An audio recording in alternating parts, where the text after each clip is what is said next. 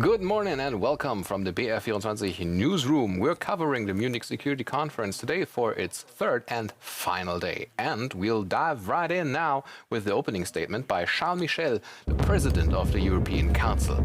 That statement is soon to begin, so just stay put.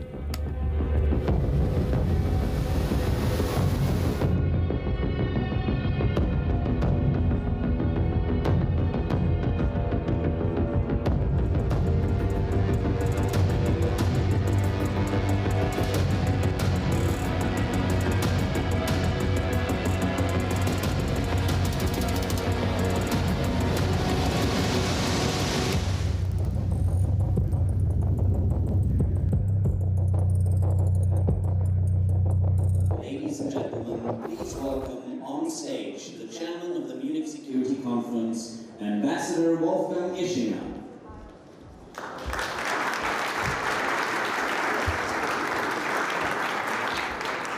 Good morning. This is the concluding day of the 2022 Munich Security Conference. Welcome to all of you, those who've attended the last 2 days and those who've maybe just arrived in Munich. What an intense event this has been, and I'm sure this will continue in just a few seconds. But before we come to today's agenda, let me set the record straight on one issue that is really important to me. We have, the team and I, we have really made an effort over the last several years to change this conference from what used to be, years ago, practically an all-male event. We have today, throughout this conference, when I look at the panels and the speakers list, we are close to 50%. We are at or above 45% of women in panels and speakers. And I think that is enormous progress when you think about where we started a few years ago.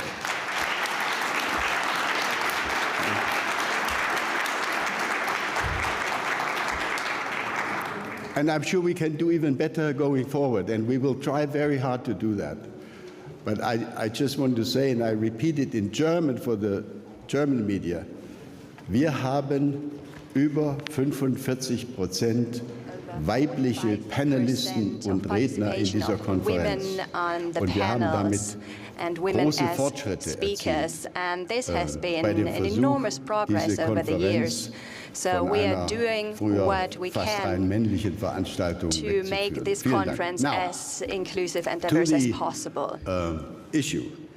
This final day of the conference is devoted to Europe, to the idea of Europe, to the role of Europe, to what the European Union can do, wishes to do, should do about the challenges, the threats we've been discussing over the last 2 days already. I am absolutely delighted that President Charles Michel, President of the European Council, has accepted our invitation to open this, what I call our European Sunday.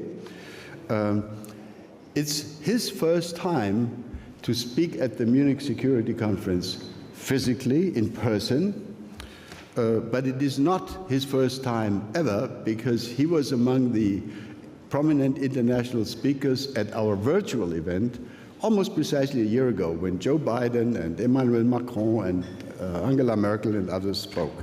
So, Mr. President, Monsieur le Président, welcome back. I will now invite Natalie Tocci, who will moderate this first half of this morning.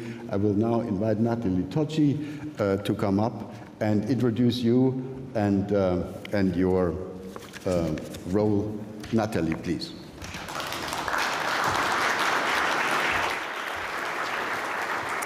Well, thank you, Wolfgang. So this Munich Security Conference over the last few days has really taken us through a journey. We started off by addressing the major transnational challenges of our times, from digital to the pandemic to climate.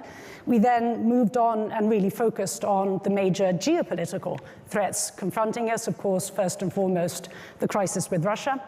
So today, as Wolfgang was saying, we're really aiming at zeroing in at where we as Europeans stand in all of this and what we should do about this. And there's really no better place to start to really ask President of the European Council, Charles Michel, for his opening remarks. President.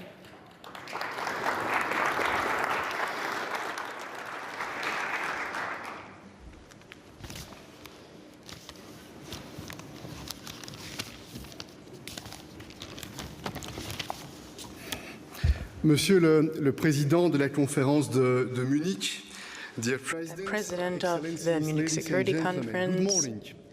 It's a real pleasure for me to be here with all of you and to exchange views on important matters.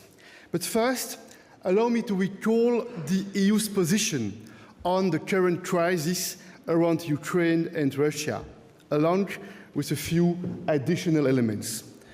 We Europeans are fully united within the EU and with our transatlantic allies and with our strategic partners, like Japan, for instance. And this is the paradox of the Kremlin's action. They hoped to sow division, to weaken our allies, to divide us.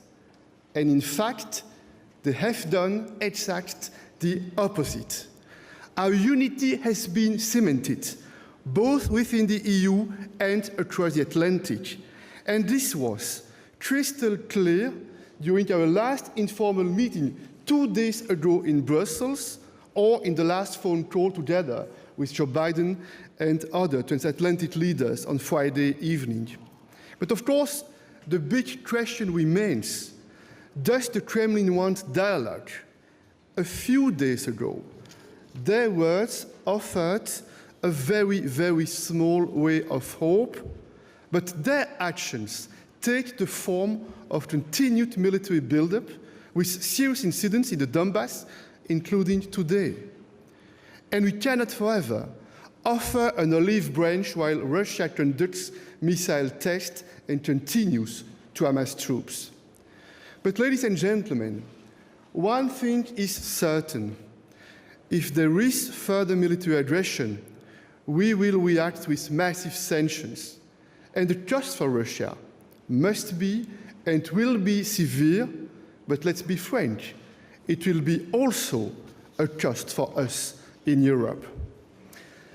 Ladies and gentlemen, we staunchly support Ukraine, its sovereignty, its territorial integrity, and its democracy. The people of Ukraine made the free choice of democratic values, rule of law, reform, and this is great value. But this democratic choice is perceived by the Kremlin as an existential threat due to its potential spillover effect in the entire region. And the Russian goal to weaken Western and European support to Ukraine is a miscalculation because it only galvanizes our resolve.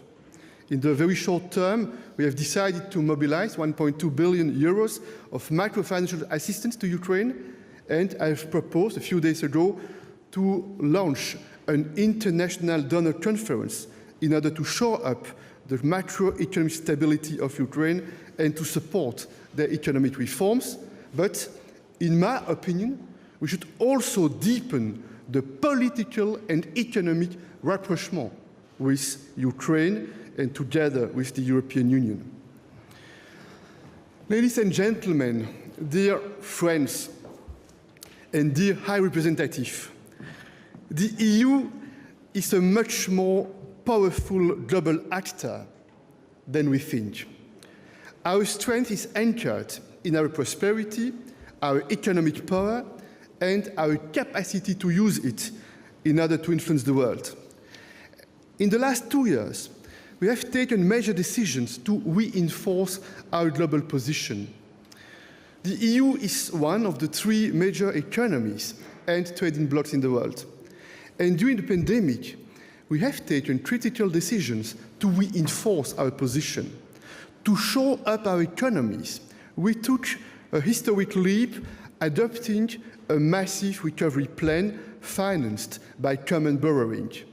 And in my view, one of the most important decisions the EU has taken in the last decade, this is this budgetary and recovery funds decision, politically, economically, but also geopolitically.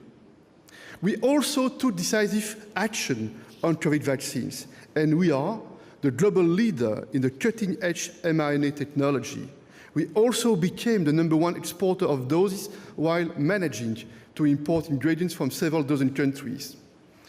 There's something else that's very important. This is our regulatory power, often called the Brussels effect. Our standards, inspired by our European values, tend to become global standards. And this is true in many sectors. For instance, in the chemical sector, our standards have become, in a few words, global standards. In the digital field, the General Data Protection Regulation, the GDPR, has a similar effect. And we are working very hard, you know that, on our Digital Services Act and our Digital Markets Act. The EU is also, we shouldn't forget it, a global trading power and a partner everyone wants to trade with. And our trade deals strengthen our economic base and are underpinned by our fundamental values.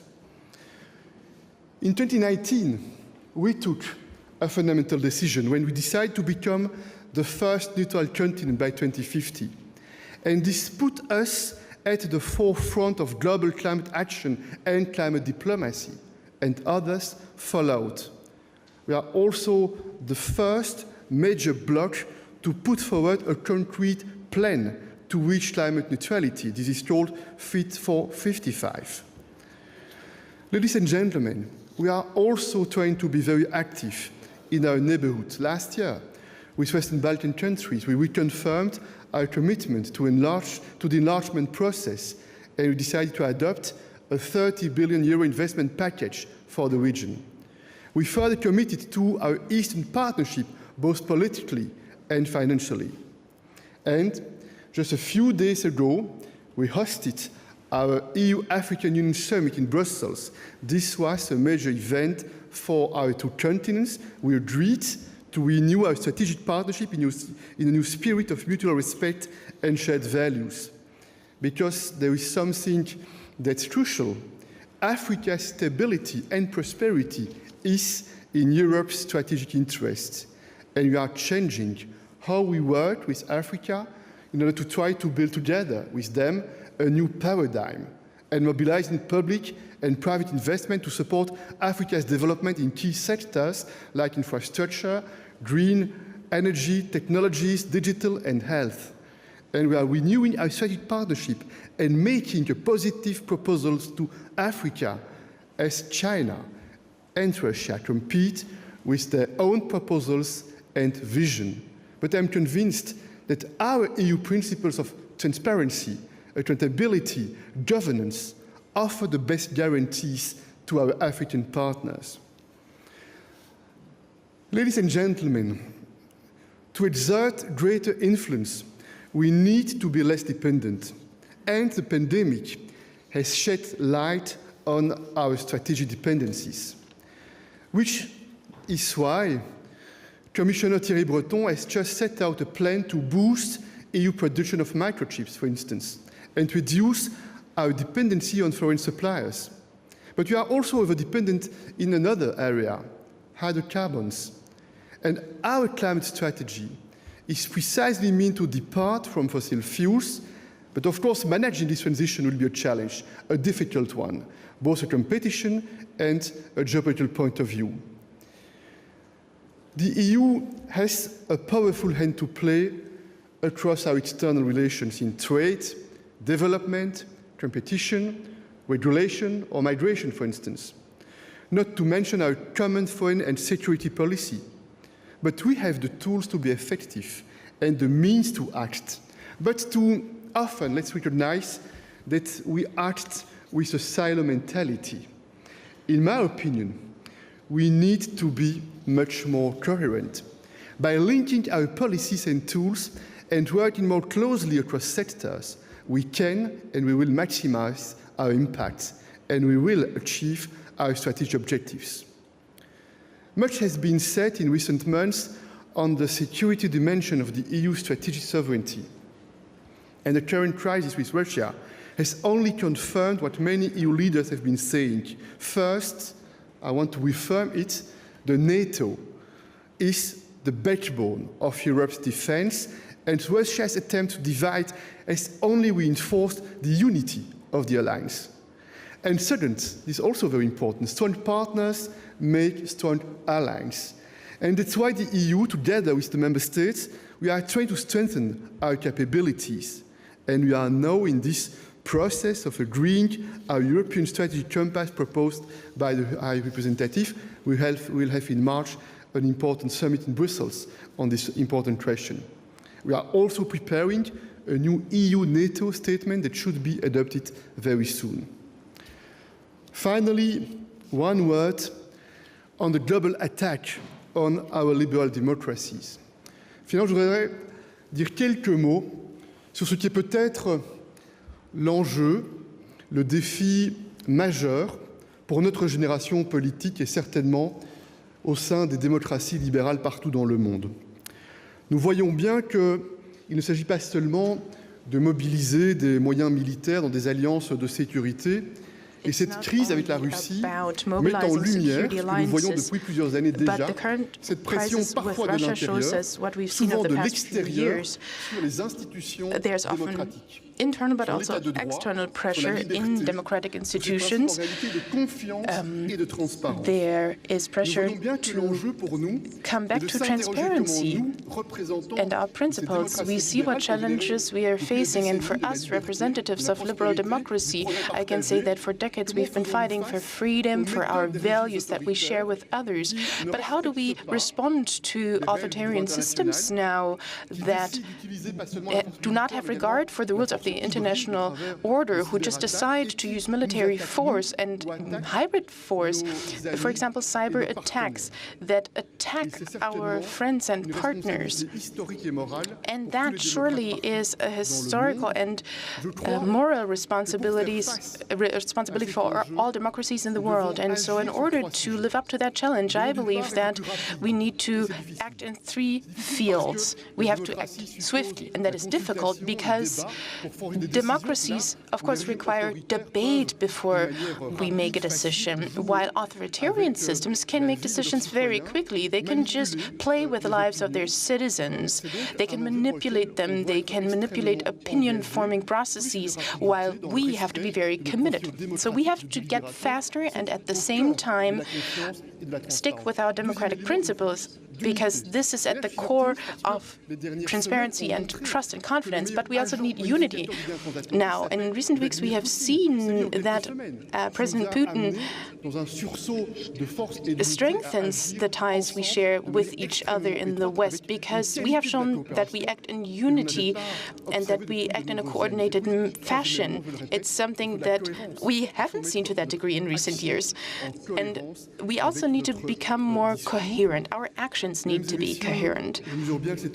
We also have to let our words be followed by deeds. And I'm confident because I believe that the values of democracy and rule of law are based on transparency, on confidence and legitimacy.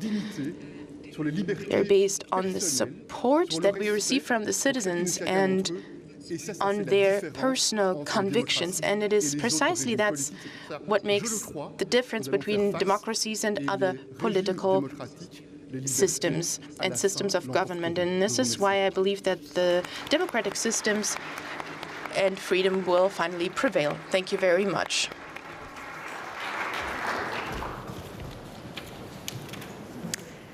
President Michel, I think it's indeed fair to say that the European Union has exited years of protracted existential crisis. I mean, from the Eurozone crisis to migration to Brexit, we indeed sort of moved from one crisis to the next. And I think it's fair to say that over the course of the last couple of years, over the course of the pandemic, we've really found that sense of unity, which has been, in a sense, the key word of this conference, and solidarity within the Union itself.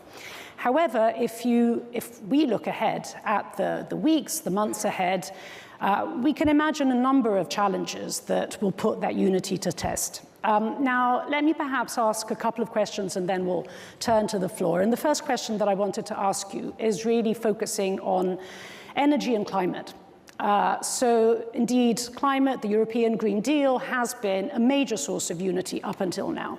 However, as we make the transition in the energy transition from, in a sense, rhetoric to reality, and given that this is really a revolution of sorts, and revolutions are made of winners and losers and difficult trade-offs to be made, do you foresee that that unity that has been there up until now is actually going to be challenged, especially as we live through an energy crisis as we are today? Merci beaucoup. Il est certain que le changement climatique. Thank you for your question. It is certainly true that climate change really pushed us in Europe to really face this huge challenge. But climate neutrality and beyond right now, that is, of course, hard. We have to take measures right now to make sure that we really reconstruct our economy in this transformative process. Of course, we have to be better to our environment right now, but at the same time, we need to make sure that we offer the opportunity to develop for our economies, our businesses, our societies. We need to make political process, and all this is part of our Fit for 45 package.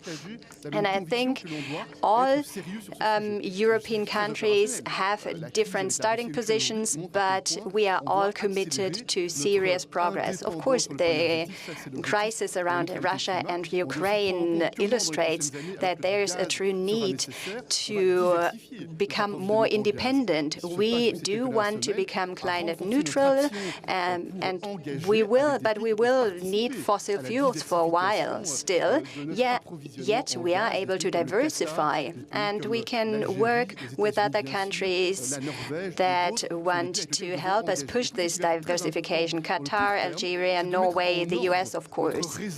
What's important in the short term is that we really do our homework on our grid at home and really become interoperable.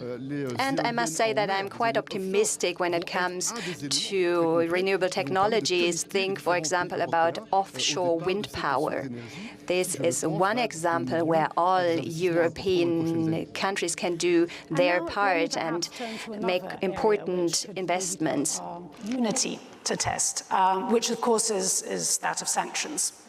Now, so far we've been very united, and indeed we are imagining a very significant package of sanctions, technological, energy, financial, of course with the prospect and with the threat of a large-scale invasion of Ukraine.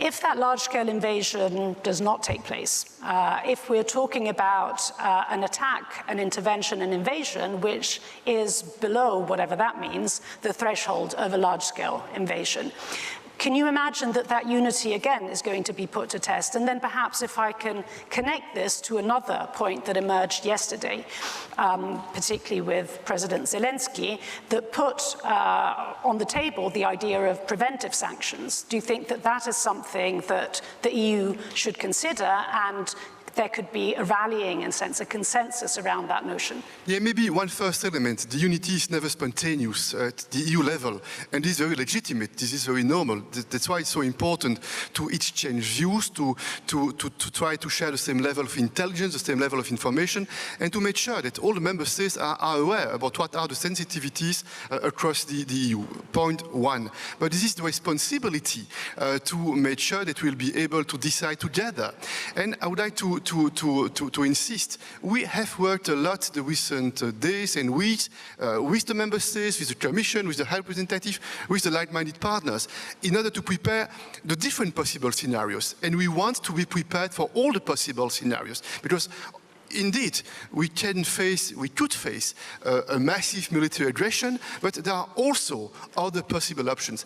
I can tell you, if we understand that something serious would happen immediately, I will call on the European Council meeting. Immediately, we'll be in close contact with all the partners, and we'll make sure that we take a decision being totally united, and it will be fundamental to be totally united. Now, this idea of preventive sanctions. Here is a debate among the member states, but I feel that together with our like-minded partners, we want to use all the possible tools at the diplomatic level. Even if this is small, we want to make sure that we use all the possible diplomatic options, point one. And point two, if something will happen, we will react and will decide sanctions, but it's not the goal today to announce the details of this package. The details of this package are prepared together with the member states and the like-minded partners. Thank you, President Michel. And now let's perhaps take a couple of questions. Kersti, former President of Estonia. Microphone.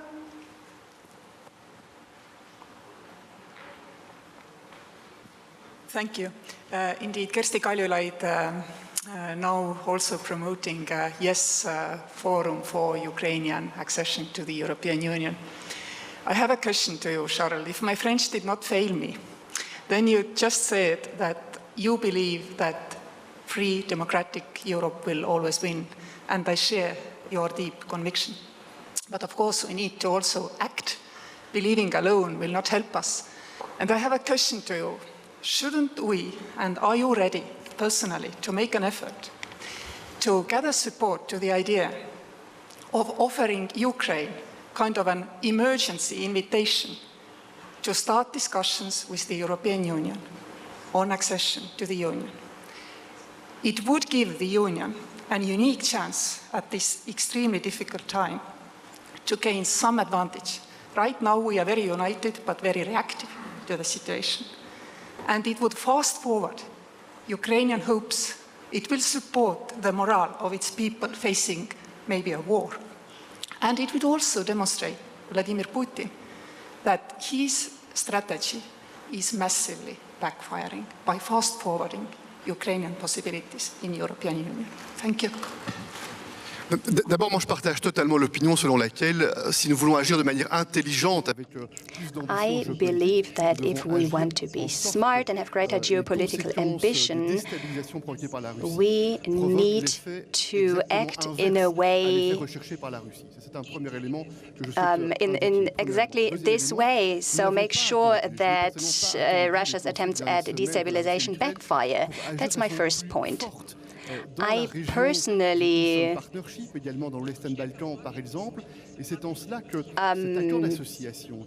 don't need Russian aggression to push work on our Eastern Partnership, quite honestly. Of course, there is more that we can do in our cooperation with Ukraine. We can strengthen our economic ties with the country so that we push the willingness to reform in Ukraine. And I also believe that the events of these days need to move us to be really certain in our actions and do as much as we can for Ukraine. We must support its territorial integrity and also its economy. The EU is now going to hold an international donors conference for Ukraine because the current events have devastating economic effects on the country.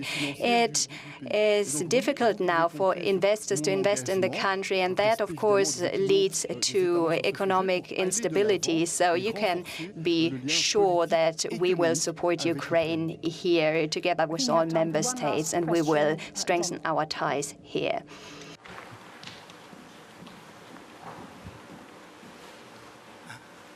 John Chipman de l'Institut international d'études stratégiques. Nous sommes un institut international, donc je fais l'effort de vous adresser dans votre langue maternelle. Vous avez parlé beaucoup sur la différence entre I will be speaking French. You mentioned the difference between democratic states and autocratic states.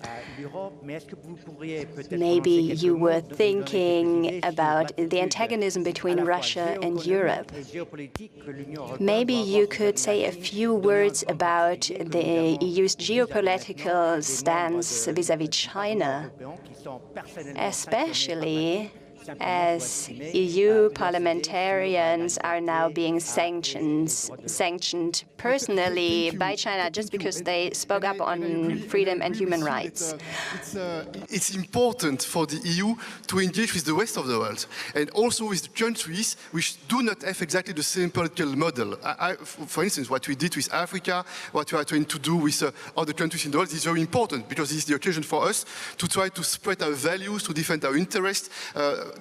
With regard to China, I would say the following. I think that we need three points. First, we must be very firm when it comes to the human rights and the fundamental values. What we are doing, we have decided to put in place a new mechanism with possible sanctions, and that's why we have those difficulties with China and what you said about some members of the European Union's Parliament, and it's not acceptable. And we are very firm systematically when we have the occasion to speak directly with the Chinese authorities. Second point, we are totally committed for climate change. We are totally committed in order to make sure that the digital revolution will take into account our fundamental values, privacy, for instance, which is an important priority for the European Union. I think that we must engage with countries like China in this field if we want to make progress, if we want to overcome these obstacles. Maybe this is not nice, maybe this is difficult, but if we are serious, this is very clear that we must engage with China in this field and probably in some other topics as well. And third point, we have a big problem. I think that in the past, with very good intentions, the EU, we were sometimes a little bit naive. It was not difficult for companies coming from outside to penetrate the single market and to invest in the country and to make businesses here in Europe. It was much more difficult to have the reciprocity and for our businesses to invest, to make businesses there is much more difficult. And it's a problem of level playing field. It's a problem of lack of reciprocity. It means that we need to rebalance the economic relationship between China and EU, the EU. And here I know that what I will say probably is not supported by everyone. But personally, I think that about 1 year ago, when under the German presidency, we made a political step regarding this investment agreement with China, we were criticized. And finally, we were not able to progress and to agree on this investment package. And I am a little bit frustrated because I think this package was and is a good step in the right direction. It doesn't solve everything, but it's a step because it strengthens the possibilities for the European companies to invest in China, and it forces China also to take steps in fields that are important for us, like the social rights, for instance, and the ILO and all those important questions. You see, I think that the recent months, we had the occasion at the level of the European Council to have strategic debates among the member states, which is important in my opinion because we need to exchange views, we need to have strategic discussions in order to be better prepared. And I think in a nutshell, the three elements, human rights, the need to rebalance the economic ties, and the engagement on the global challenges, it should be, I think, a possible smart approach when it comes to the relationships between Europe and China. Thank you. Well, thank you, President Charles Michel. Thanks for the clarity of your answers. Thanks for putting the European Union on this stage, which, of course, has been somewhat in the background of this discussion, which has obviously been very focused on security and defense. Thanks on behalf of the Munich Security Conference for being with us this morning. Thank you.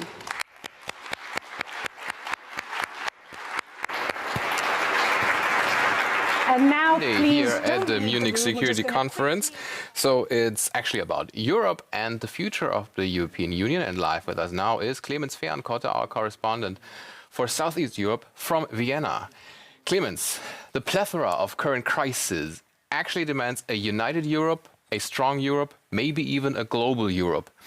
Is the world asking more from Europe than it can actually deliver? Well, it was really interesting what Michel was saying, because it was tiptoeing one of the crucial questions. He mentioned for sure there will be swift sanctions. We all know this. He was saying also united, also with NATO. But he was only mentioning with one single sentence, there will be costs for the EU too. And he was asked on this podium again, is this EU prepared to follow through? And this was the crucial question, because the dependency, the energy dependency of EU member states, for example, Italy, which uses 90% of Russian gas for their energy supply, is something which has to be addressed. Now, at the moment, we all know that for sure we have, this list of sanctions, but we don't know what it is. And we don't know when it will be implemented. So for Michel, it was his task right now to say, well, we intend to prepare ourselves to have a more global role. He mentioned trade, economic development, things like this. But the question now in the crisis is the EU prepared to follow through the next days, weeks, and months, which will cost economically the EU member states dearly? Thank you so far, Clemens. I am very sorry, but we must go on with the next panel. But we'll bring you back after this discussion on the European foreign and security policy, starring several ministers of defense from all around Europe. We were going to have not only a political commission, but we were going to have a geopolitical commission. We were going to learn how to speak the language of power, to use the words of the High Representative. So to give us a sense of where we are in terms of speaking that language of power, please join me in welcoming the High Representative and Vice President of the European Commission, Josep Borrell.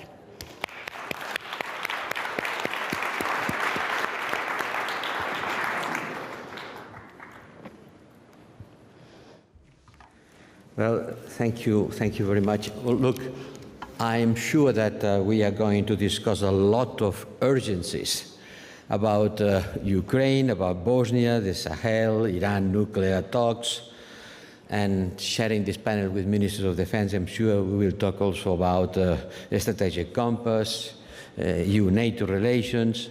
But let me, before going into these concrete things, to zoom out and to share my perspective on the major ideological challenges that we are facing.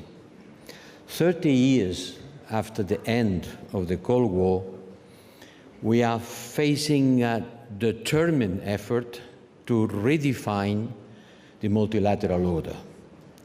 And the outcome of this fight will define whether, if this post-war will keep our multilateral systems centered at United Nations, international law, and universal rights, or whether this will be replaced with a power-based, multipolar order with zones of influence and a relativistic approach to human rights.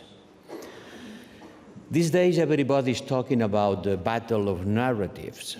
2 years ago, I got very much criticized when, at the beginning of the pandemics, I used these terms and criticized not only from Beijing. And what started as a battle of narrative about how to fight the pandemic has turned into a battle over the very nature of international order. And one of the most important elements of this fight is the joint statement by Russia and China of the last 4th of February. I think this statement is the culmination of a long-standing campaign. It's an act of defiance. It's a clear revisionist manifesto. It's a manifesto to review the world order. And I think it's worth have a careful look at that. There is one striking passage in this text.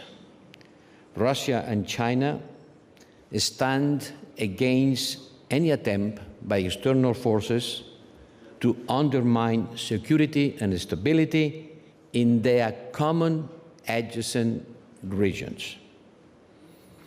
We are talking a lot about that now. And the United Nations Charter talks about, or starts talking about, we the people. And Article 1 defines the principle of equal rights and self-determination of people. But for Russia and China, in this manifesto, what is sovereign are states, not the people. So they pledge to counter interference by outside forces in the internal affairs of sovereign countries and oppose color revolutions. Redefining democracy is a major plank on this revisionist drive.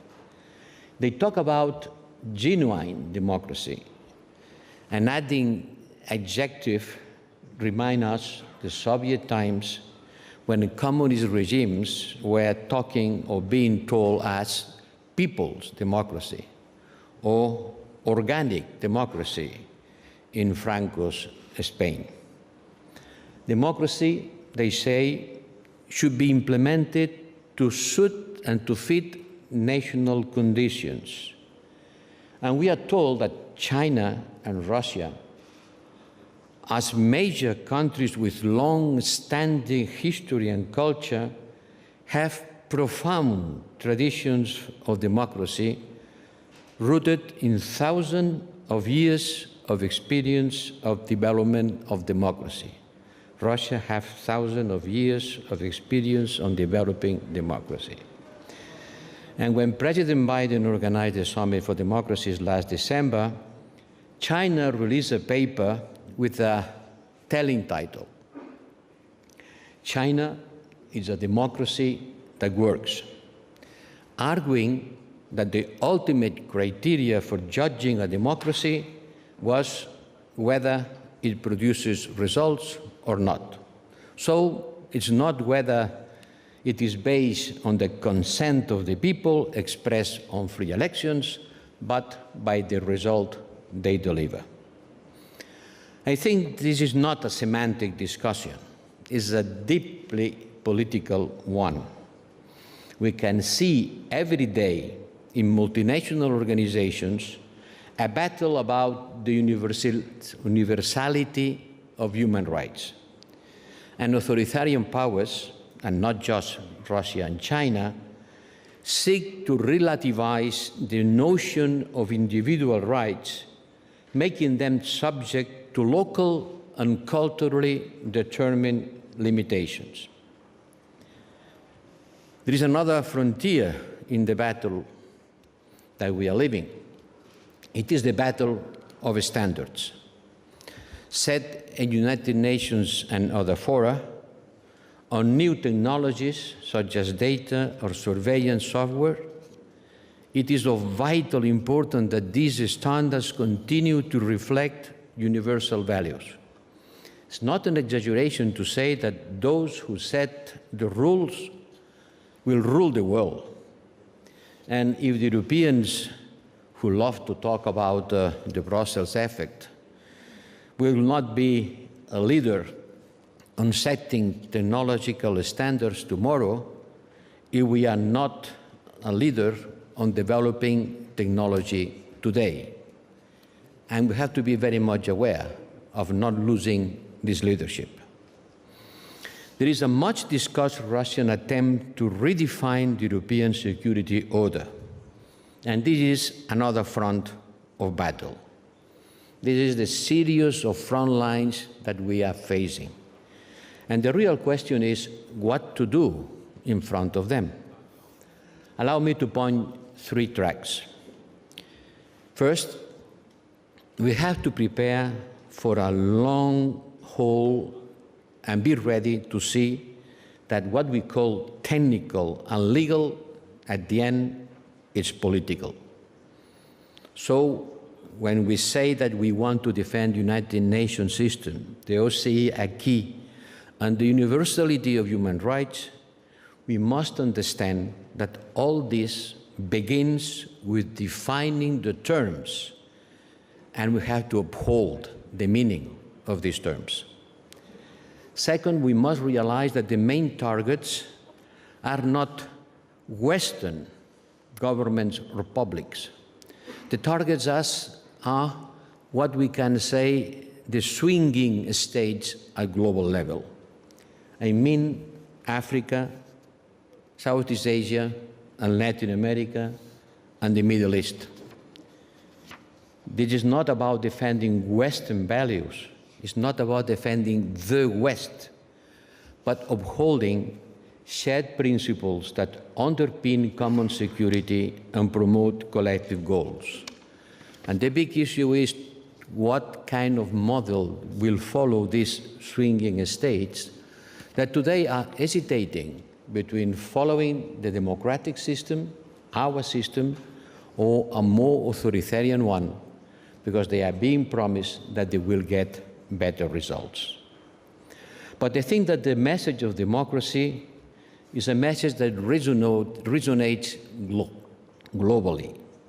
Look at the Afro-barometer or to the Latin American barometer, and you will see how people are willing a multi-party democracy, and not only and especially in authoritarian-run countries. So we need to tap into that broad reservoir of support to democracy and to work with them. And the third one is that we need to avoid looking defensive or backward-looking. Is Russia and China the ones who want to go back to the 19th century, the fight of empires, and Russia and China becoming more and more assertive, willing to restore the old empires they claim that they have been in the past? We have to move toward the 21st century, avoiding the mistakes of the 20th century. This is the real perspective of our fight on security and defense. In conclusion, the United Nations and the wider multilateral system has two legs. Don't forget, it has two legs. The fundamental equality of states and the recognition of their sovereignty, and the second leg, the pursuit of common goals and the recognition of the rights of human beings. If you take that second leg away and you only have a look at the first one, you are left with the state sovereignty. And that would mean to take away the progress that we have been making in the last 75 years. And that's why we must resist the Chinese and Russian revisionism, because it will bring us to a world where the human rights will be forgot and only benefiting the sovereignty of states, which can not always be the good basis for the freedom of human beings. In short, yes, we must speak the language of power, as I said at the beginning of my mandate, but keep in mind that we have also to be able to use the power of language. And that's, I think, about what is about the current challenges that we are facing. Thank you. Representative Josep, please. Yep, you're staying. And you're being joined by Christine Lambrecht, German Minister of Defense, and Florence Parly, Minister of the Armed Forces of France. Please. Now come to my difficult moment.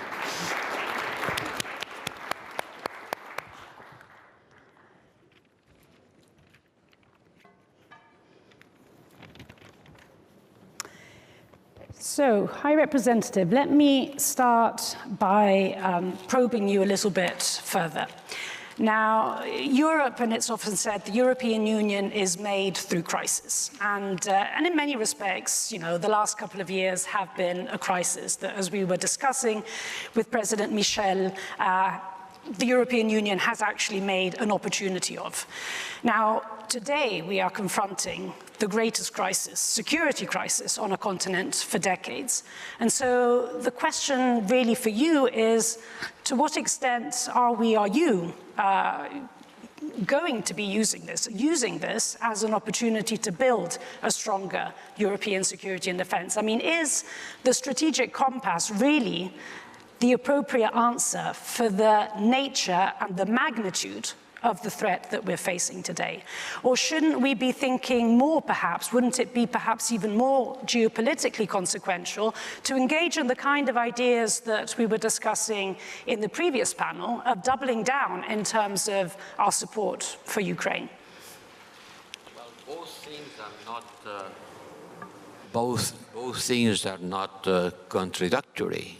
We have to increase our support to Ukraine in the short term, and we have to put the basis of a stronger security and defense policy. In the short term, we have a crisis. The strategic compass is not going to solve this crisis because the crisis is now, and the strategic compass will start working the day after tomorrow. And so all the efforts to support Ukraine, and we are doing a lot, have to be done. But on my understanding, the European Union has to have a clear understanding of the challenges that we are going to face on the medium and long term, and to prepare structures to face them. And that's what the strategic compass wants to do, to be more resilient in order to face cyber and hybrid attacks, to be more interoperable, our army is more interoperable, to share efforts, to avoid duplications, to fill the gaps, and to have the capacity of mobilizing troops when needed, alone if needed. So I think that this crisis has shown all of us that when I said Europe is in danger, that's true. We are in danger. And in order to face danger, we have to have capacities. And the capacities has to come from a pooling effort. Not a single country will be able to face these threats alone. And that's what the strategic compass is about. Identifying challenges and preparing the way of answering these challenges all together. And once again, I have to say that because every time I'm talking about the strategic compass, I have to say, it's not an alternative to NATO. It's not a way of creating an European alliance, military alliance. NATO is and will remain the answer to the territorial defense of Europe. But a stronger Europe makes the Atlantic Union stronger. Let's say that very clear, because the other day at the NATO ministerial meeting, once again, I had to insist on that idea. The Europeans have to be stronger, united, to create a pillar of European military capacity. Is not against NATO, it's a way of making NATO stronger. Thank you. I mean, I think that, perhaps to sort of make the European Union more credible on security and defense, beyond documents and identifying challenges and instruments and institutions, many of us would really like to see a little bit of action at times. But I wanted to really turn to Minister Burrell, because France, not only is it presidency of the European Union at the moment, but it is also by far, I would say, the most vocal member state in terms of calling for a stronger European role on security and defense. Now, in this current crisis, although European capitals, NATO, of course the United States, the OSCE have been very active, the European Union as such on security and defense, of course sanctions is a different matter, has not. An equal sort of set of challenges, of course, is in the south, where, of course, in the context of the Sahel, of Mali, there is also, in a sense, the danger of a European Union withering away. So I guess my question to you is, what is it that the EU really has to do in order to step up the game when it comes to security and defense? Merci beaucoup. Je crois que, comme l'a dit très bien Josep, nous avons besoin d'une Europe plus forte. I think Joseph has already said it. We need a stronger Europe. And as Europeans, we've only stated that for a relatively short time. So the idea that Europe needs to be stronger in security and defense in order to provide security. So it's quite a new idea that hasn't been around for that long, maybe since 2016 or 17. At this point, the European Union became aware that when it comes to the development of the world, and we need to consider the global context and see the challenges that exist. So Germany initiated a project during their EU presidency. They suggested to develop the strategic compass. It's not an additional document, but it's one that provides structure and strategy. For the first time, the Europeans are getting together to discuss what threats they should be able to respond to.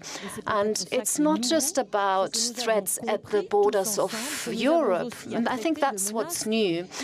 We've all understood that it's about threats that are much further away from the European borders. You yourself mentioned the Sahel. That is one example. There are challenges, not just threats, but challenges in the Indo-Pacific, for example. We have European citizens who live there, and there are also challenges vis-à-vis China. So the European Union needs to consider all these issues. But it's not just about analyzing these topics. That was just the first phase. But it's about establishing a roadmap.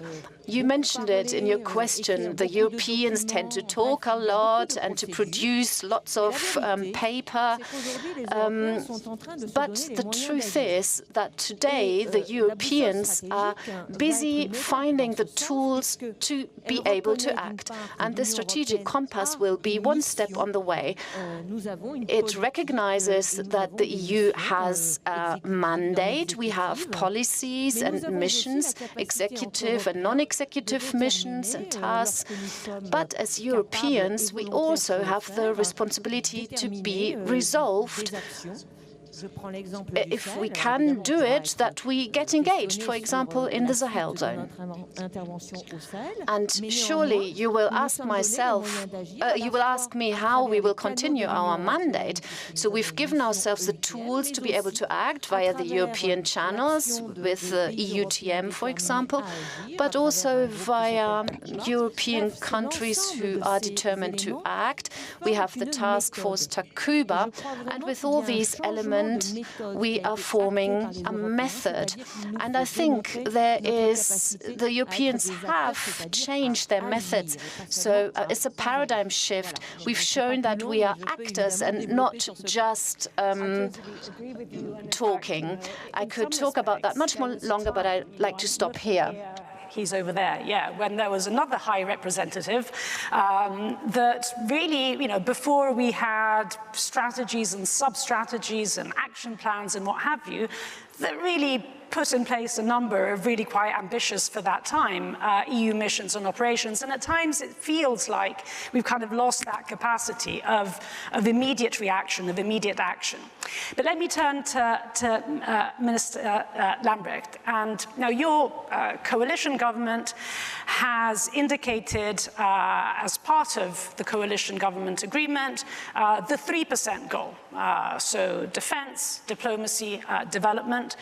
And if we take the defense part of that pledge, you see that other member states, not just the usual suspects like France or Poland, but member states like the Netherlands, like my own country, Italy, Finland, Sweden, really ramping up in terms of defense spending. So I guess my first question to you is, where is Germany when it comes to defense spending?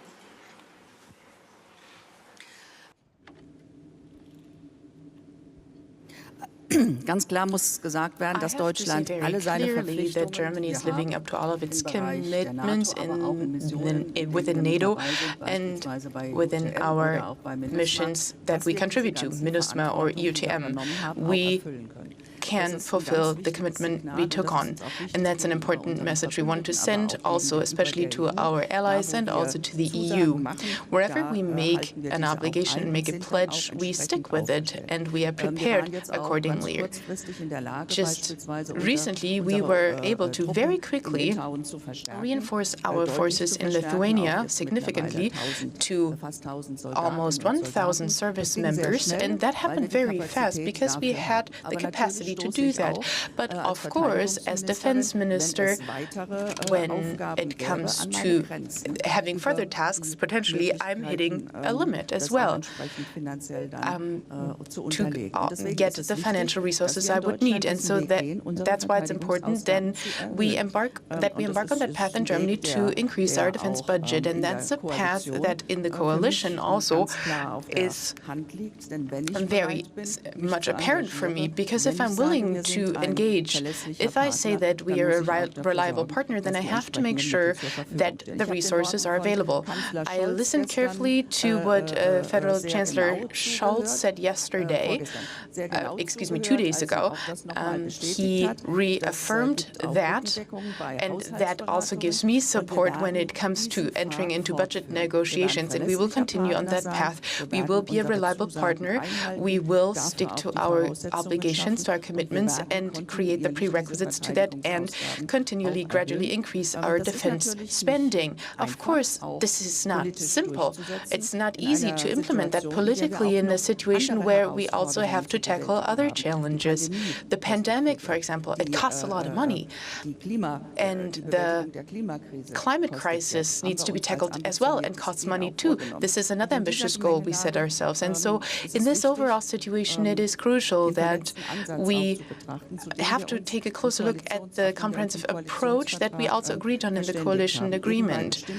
So when it comes to certain developments, we must not only focus on the military spending, but instead we also, beyond that, have to see where else are we committed, where do we need to be committed more. Because what does the military do? The armed forces usually make sure that we gain time so that civil society commitment and engagement and NGO work is going to be made possible and enabled. But then the military also has tasks that others actually fulfill. And that's how we ended up with the 3% target, because we're committed in these other areas like diplomacy and development, and we want to continue on that path.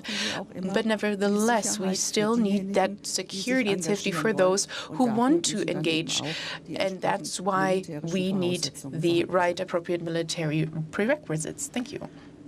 And perhaps to sort of carry on with you, Minister Lambrecht, on a question that was discussed particularly in the panel with Foreign Minister Baerbock and Secretary Blinken, which was really revolving around the question of German weapons or non-weapons to Ukraine. Now, in that conversation, Minister Baerbock said very clearly, of course, and sort of stated what the current policy is, although my impression, and maybe it was just my impression, was that she didn't exactly close off that there could be a change in that policy in future. So perhaps your take on this question of whether Germany might be willing to change its current policy of not sending weapons to Ukraine if and as the current crisis escalates. The very restrictive arms export policy of the federal government, of the current government, is not an ad hoc policy. It's a policy that has existed in other governments before. It's nothing that we just invented in the new government. No, we will look at those export guidelines and rules and maybe make them tighter, but this is a political stance that we have had for a long time, and that is also connected to our history, to our past. And so I believe that this is the right approach, and the German population shares that opinion. 80% of people are in favor of this restrictive arms export policy, and I find that very impressive. I paid much attention to the panel that you just talked about, and it became apparent in this panel discussion that with our allies, they realized that we render support in different ways, that it doesn't matter that all allies in NATO or the EU, that we don't all have to render the same performance, but that a performance is measured in how Ukraine is supported and stabilized, and how these support services are complementary, and how we paint and contribute to this bigger picture. And for Germany, it's always been important to provide support to Ukraine as part of the stabilization process. Ever since 2014, we have been supporting Ukraine, and Ukraine has been able to continue on that process, for example, making progress when it comes to accessing the European Union or maybe NATO, so that Ukraine can fulfill these requirements and demands. And that's why we have provided 1.8 billion euros to Ukraine in order to be able to embark on that path. I found it quite impressive how President Zelensky made it clear that it's about promoting economic stability. And so that is why the challenge now is to provide complementary support to Ukraine, and that's where we are a reliable partner. And Chancellor Scholz just earlier this week pledged clearly that in this very severe crisis that we provide 150 million euros to Ukraine. And as I said before, what President Zelensky demanded yesterday was not only weapons, but also economic support, because we have to make sure that Ukraine is not going to be ending up having extreme economic issues and negative consequences in this very severe crisis. And this is why these are complementary, is a complementary kind of policy that Germans also support with a view to providing assistance to Ukraine. But we are also hitting limits in our restrictive arms export policy. And it shows that when each and every country makes its contributions, every country in its way, shape, and form, based on their history and what their national societies feel like, then this is a good sign, and this is what we're feeling with life right now. Thank you, Minister. And High Representative, let me turn back to you. Now, as we know, one of the major problems when it comes to European defense is the extreme fragmentation of defense cooperation, the lack of defense cooperation, and therefore the lack of joint spending when it comes to defense. Now, in many respects, many of the instruments that we have set up over recent years, from the European Defence Fund to PESCO to CARD, were really aimed at increasing that defense cooperation.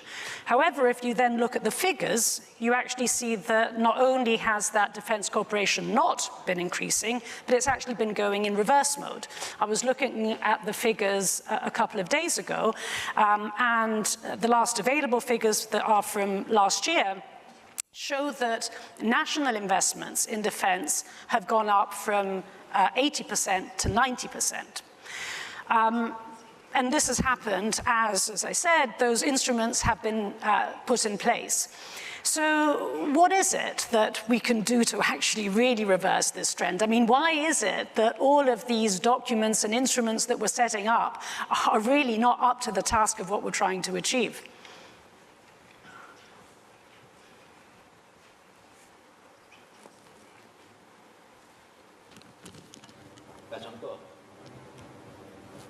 Pas encore. Les fonds européens de la défense que vous avez. So the goals have not yet been Certainement achieved. pas encore. Yes, they have not yet been fulfilled, those goals, but these instruments haven't existed for this long. The EDF, the Defense Fund, was just recently created for the defense industry. It was launched just this year, and it has been in use since just this year, and it's supposed to support the defense industry. But you're right, the major issue we have is that we spend a lot of money, but there is not enough coordination. Let's summarize all of that. Let's summarize what the EU member states spend on defense. This is 4 times as much as Russia spends on defense. So we all together have 4 times as high a defense budget or defense spending as Russia, and we spend almost as much as China does. But we are neither like Russia nor China because everything is too fragmented and dispersed. We don't have a common line. There's a lot of duplication, and there are also major gaps and shortfalls. And we have seen that with the attacks in Libya, for example. And unfortunately, this is still the case, the status quo. We just launched these very young instruments and tools. We want to change structures in the EU and in the 27 member states, and it is bearing fruit slowly, but the path is long. And this speed is relatively slow. And PESCO is working, and PESCO is going quite well. We have set ourselves the goal that every year we review the process to figure out where there are redundancies, shortfalls, gaps, duplication, and we're working on filling the gaps and reducing duplication of effort. And the defense expenditure in the member states and spending made together, you know, there we have to have a trend reversal. We have to spend more, and we have to spend better and smarter. Since the end of the Cold War, the military expenditure in Europe has been reduced by 50%. The member states disarmed themselves when it comes to military efforts. And if you make yourself aware of the challenges we face, we have to step up our efforts. And so that means that we all have to do something as individuals, but also as a group. And so that means that we need resources. That also requires organization and coordination. So the French minister just mentioned the term that I want to go back to is common action, which is the goal of the strategic compass that is on the table right now. And so we have decided on the entry-level force. It means we want to act together in a coordinated fashion if necessary, but that also needs time and takes time. But we have to do it, and we have to do it as fast as possible because we said that we are not yet fast enough. So we know what we have to do, but there's a lot of resistance still. And everybody is still a bit, you know, caught up in inertia. And so everything is fragmented, even at the national level. Some industries are not competitive yet, and so the bigger goal of the EU is that we have common capabilities. We want interoperable armed forces, reducing duplication, and avoiding major shortfalls in logistics and in other capability areas, and we're not yet there. Are you confident that this is not going to end up like the battle groups?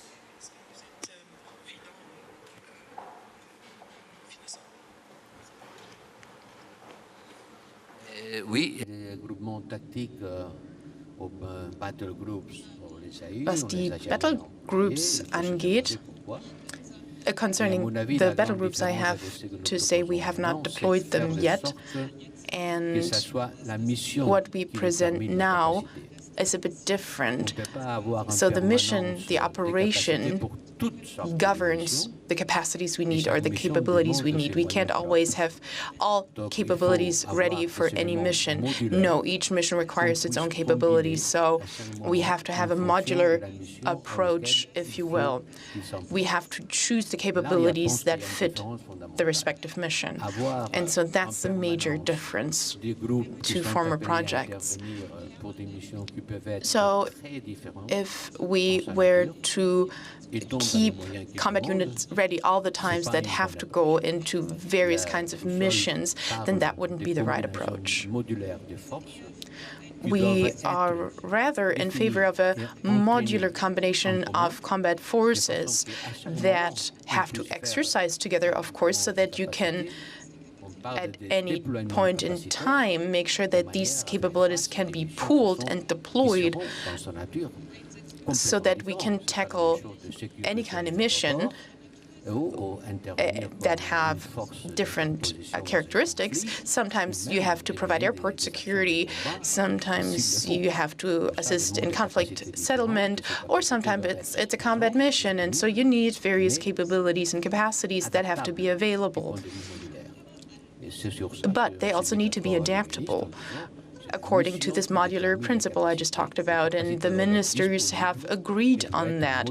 So we need capacities that are available, modular, and easily combined. Her view on this question, but also if you could touch on another question that France has really been at the forefront of, which is the idea of European technological sovereignty.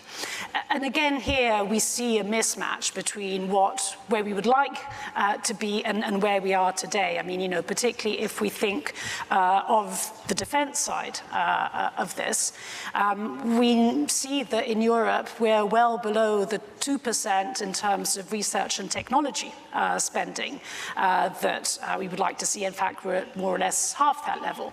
So, you know, when it comes to European technological sovereignty, especially as it relates to security and defense, what else can we do to really get to that target? And perhaps if you could also comment on this notion of a rapid deployment force, and, you know, is it simply the architecture of this that is going to make the difference compared to, for instance, the battle groups, or is it another set of problems, which is really about political will, and that perhaps hasn't changed all that much?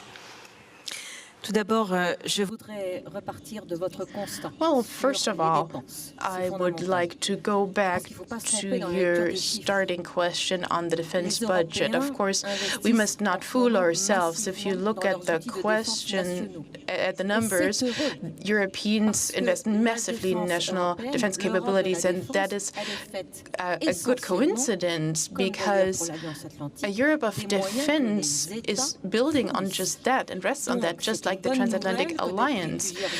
So we rely on the means that the nation states provide, and that is a good development, so that national defense budgets are increasing everywhere. And the Minister, my colleague, just highlighted that Germany is making a commitment here as well. And so the new tools that we're talking about in the EU, that the EU has given itself in order to make a contribution to building up a Europe of defense, that of course hasn't borne any fruit yet, but that's just normal because that's a very recent development. And so we're still in a process where also nation states are increasing the budgets, and where we have new tools. We get to that treacherous conclusion very quickly that you just came to. And so secondly, I also have to say that fragmentation is still there. Every euro we invest does not necessarily get us a maximum impact. So let's say if the United States was to buy 2 fighter jets and operate them, you know, in Europe, I have to say we have different types of fighter jets, and we have 10 or 15 different types of jets, and I could just continue that list with all kinds of different defense articles and pieces of equipment. Sometimes we're interoperable, but we do use different weapon systems, for example. So we are not efficient enough here when it comes to our spending. We could be more efficient. There's room for improvement there. But then there is another impact as well. We are strengthening our defense industry not sufficiently. It's a question of sovereignty. We do need a sovereign industry in order to be able to actually build on our technological capabilities. And there's good news here, though. The EU just given itself the EDF, which will play its part in strengthening our industry and providing it with the opportunity to develop technologies that are disruptive and meet our demands. I would also like to come back to the strategic compass and to your last question on our ability to act. What we need is a definition of capabilities that we are still lacking, because in a sense we are dependent on certain things. Let's look at drones, for example. If we weren't able to use US drones in the Sahel, there would be no effect. And if I say that, I have to be honest and talk about the U.S. drones that we get from them, from the U.S., and I have to talk about the drones that France would have to buy from the U.S. because we don't have that type of drone. And so we lack capabilities here, and this is why we're in favor of this concept of the greater ability to act, and we want to get that ability to act and give that to ourselves. And that is grounded on analyzing the shortfalls that we have before we provide troops and deploy troops in order to face different situations that we're not yet prepared for, maybe. So first of all, we have to do that work of looking at the shortcomings and shortfalls and how can we fulfill the demands to go on operations. I think the method we are using now is important and correct, and I hope that under the French Council presidency, this cycle can be concluded, that process that Germany has launched, so that the strategic compass does not remain but a mere piece of paper, but becomes an actual guideline that we can use for the future. Before we open up to the floor. Now, over the last years, looking at Germany from outside, there seemed to be, on the one hand, a growing recognition that Germany has to take more seriously security and defense. Of course, a complicated domestic political context. And so, in a sense, the way of squaring that circle, particularly during the last government, was really that of doubling down on European defense. And that seemed to be the way of bringing these two sort of contrasting sort of factors together. Now, over the last period, that momentum in terms of a strong German push for European defense seems to have somewhat been watered down. And I'm just wondering whether, well, firstly, whether this is the case, and if it's not the case, what is it that we can expect Germany doing in order to really push forward European security and defense?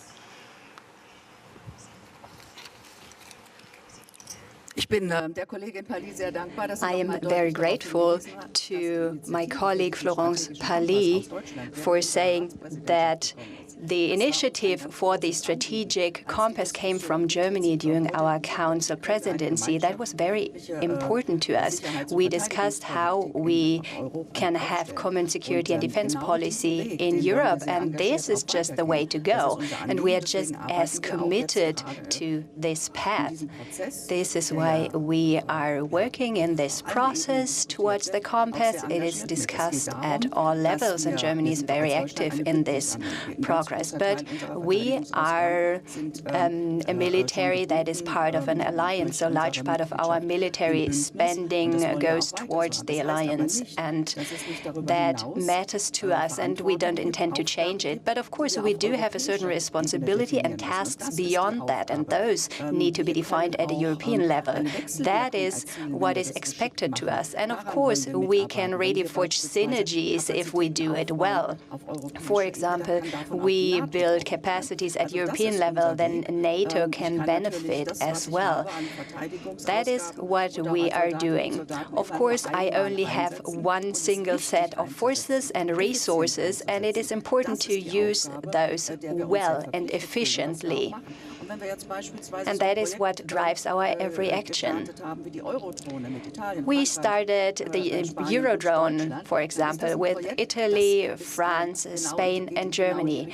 And that is a project that is going in the right direction, and it will benefit NATO as well. So these synergies are what matters to Germany, so that we don't build double capacities, but to become efficient, so that we can overcome challenges quickly and efficiently. And this is where there's room for improvement, certainly. Right now, we're talking a lot about UAVs, about armored vehicles and all that. But how do we actually deal with cyber threats? That is a huge and growing challenge. So Germany is not going to just put its head in the sand, and we're not going to try to roll time back. Quite the contrary, we will be very proactive, and I'm looking forward to this French Council presidency and the conclusion of the strategic concept. And I think it illustrates our good cooperation. Thank you very much. Now, let me turn to a mix of floor and online here. Nari Woods had a first question. Nari Woods from Blavatnik School in Oxford. Yes, good morning. Thank you for the wonderfully clear view of the strategic compass. My question is, to what goal is this strategic compass navigating us? 20 years ago, when defense expenditure was less, it was the goal of democratizing what is now Russia and Russia's neighbors. Is that still Europe's goal, or is it now to accept the revisionism you spoke of and to negotiate hard spheres of influence? There's been a lot of talk of European unity this morning, very, very important. But what is the unified goal? And secondly, does it detract from European unity that one strong position has been taken on Ukraine, but that each European leader individually goes to speak to President Putin instead of speaking and showing that you speak with one voice? So 2 questions for you. Thank you. So perhaps Giuseppe.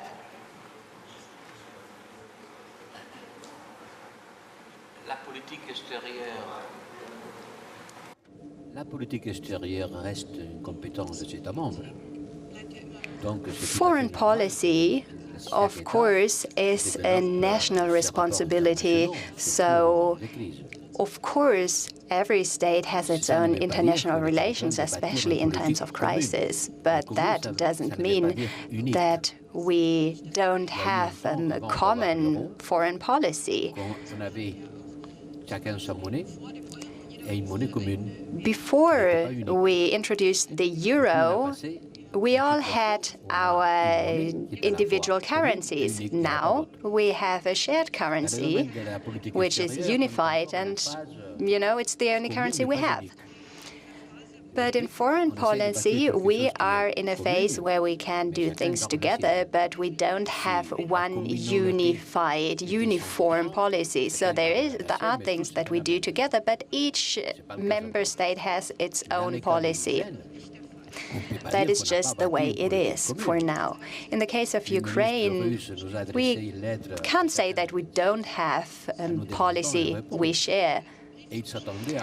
But also remember that the EU received a letter, or all European leaders received a letter from President Putin, and President Putin expected 27 individual answers, but he received just one sent by me. I don't think he liked that. I think he wanted to see discord, but that wasn't the case. President Macron and other leaders, of course, do have their individual positions, but it is important for us to also have a shared approach and to come to a shared position. And we were 100% successful on that in the case of the crisis in Ukraine. We absolutely agree. Of course, there may be other situations, other examples where we don't agree 100%, but that is luckily not the case here. I would like to add one thing. Never or rarely have we seen so much European cooperation, diplomatic cooperation, as is the case now, faced with the Ukraine crisis. And with regard to our response, should Russia cross the red lines, which hasn't happened yet, as far as I know, Europe would be ready to take a clear political stance and a coordinated political stance, be it at diplomatic level, where, of course, every state has its own sovereign rights. But anyway, we're still very much coordinating here. Of course, all the countries also took their own action, but we all pushed in the same direction. That was very important to us. So, should it come to the situation where we have to respond collectively, we will be able to do so. And I would like to add to that. Right now, we're in a situation where many state representatives talk to President Putin, but what matters in the end is that they all express the same position. There's no differences between us. There's no discernible discord, and this is what makes this situation so special, so unique. Of course, there are bilateral discussions, but the message is always the same. And we are very, very clear. We are clear about who the aggressor is. We are clear about our expectations and what we will accept and what we won't accept. Of course, there are negotiations in very, very many formats, but what makes us strong is this united message. That wasn't the case in 2014, neither concerning NATO or the EU. And I believe that President Putin is really irritated by our unity, but it is our great asset. We did not give President Putin the opportunity to divide us, but we stand firmly together. You asked what the goal of the European defense policy is. Of course, we see that we have a lot in common as European states and NATO member states because they are often the same countries. But of course, there are other constellations as well, and we want to be ready for as many situations and contingencies as we can as Europe, so that we don't have to rely on NATO at all times. And I believe that that is a good and valid approach. And this is where we're going with our strategic compass. Thank you. There was a question by the former president of Estonia. Thank you, Natalie, for giving me another opportunity. I fully share your opinion and risk analysis based on battle groups, on rapid reaction forces. And I fully share Madam Minister's opinion that EDF will in the future give us a more interoperable and I hope not more monopolistic defense industry in Europe. But our other acronyms, PESCO and CARD, do not stand a chance unless we create a necessary financial mechanism. And what is the beauty of this is that here we could absolutely be completing what NATO cannot do, because there is one element which Europe does better, and this is cohesion, redistribution. So if we manage to create a mechanism to develop European capabilities, also military capabilities, so that we redistribute resources more than we have been doing before. This could help us to spend more efficiently and effectively, because for some unfortunate reason, it also happens that the easternmost economies of Europe happen to be the most small ones. Estonia spending 2.5% on defense manages a defense budget, which is for Pentagon 1 day of spending. So there is huge space for redistribution. We might have to do it outside of the treaty, but we have this experience already from the financial crisis. ESM is not foreseen in the treaty, and we could do if we really want. So your worry of your children will be actually relieved, and we could actually have more cohesion also in European defense capabilities. Et maintenant, pour Joseph, parce que j'ai promis le traitement égal entre mes deux amis. La question d'Ukraine. Les gens en Médan. sont démontrés sur le drapeau de l'Union européenne, pas sur le drapeau de l'OTAN. You are a member of the European Union, but not some countries are a member of the EU but not of NATO. Can't you give them a hope to become a member as well? Of course, they have to fulfill some conditions, and it takes time to become an EU member. But we do need to make that decision at some point, and we need to start the debate, the negotiations with Ukraine.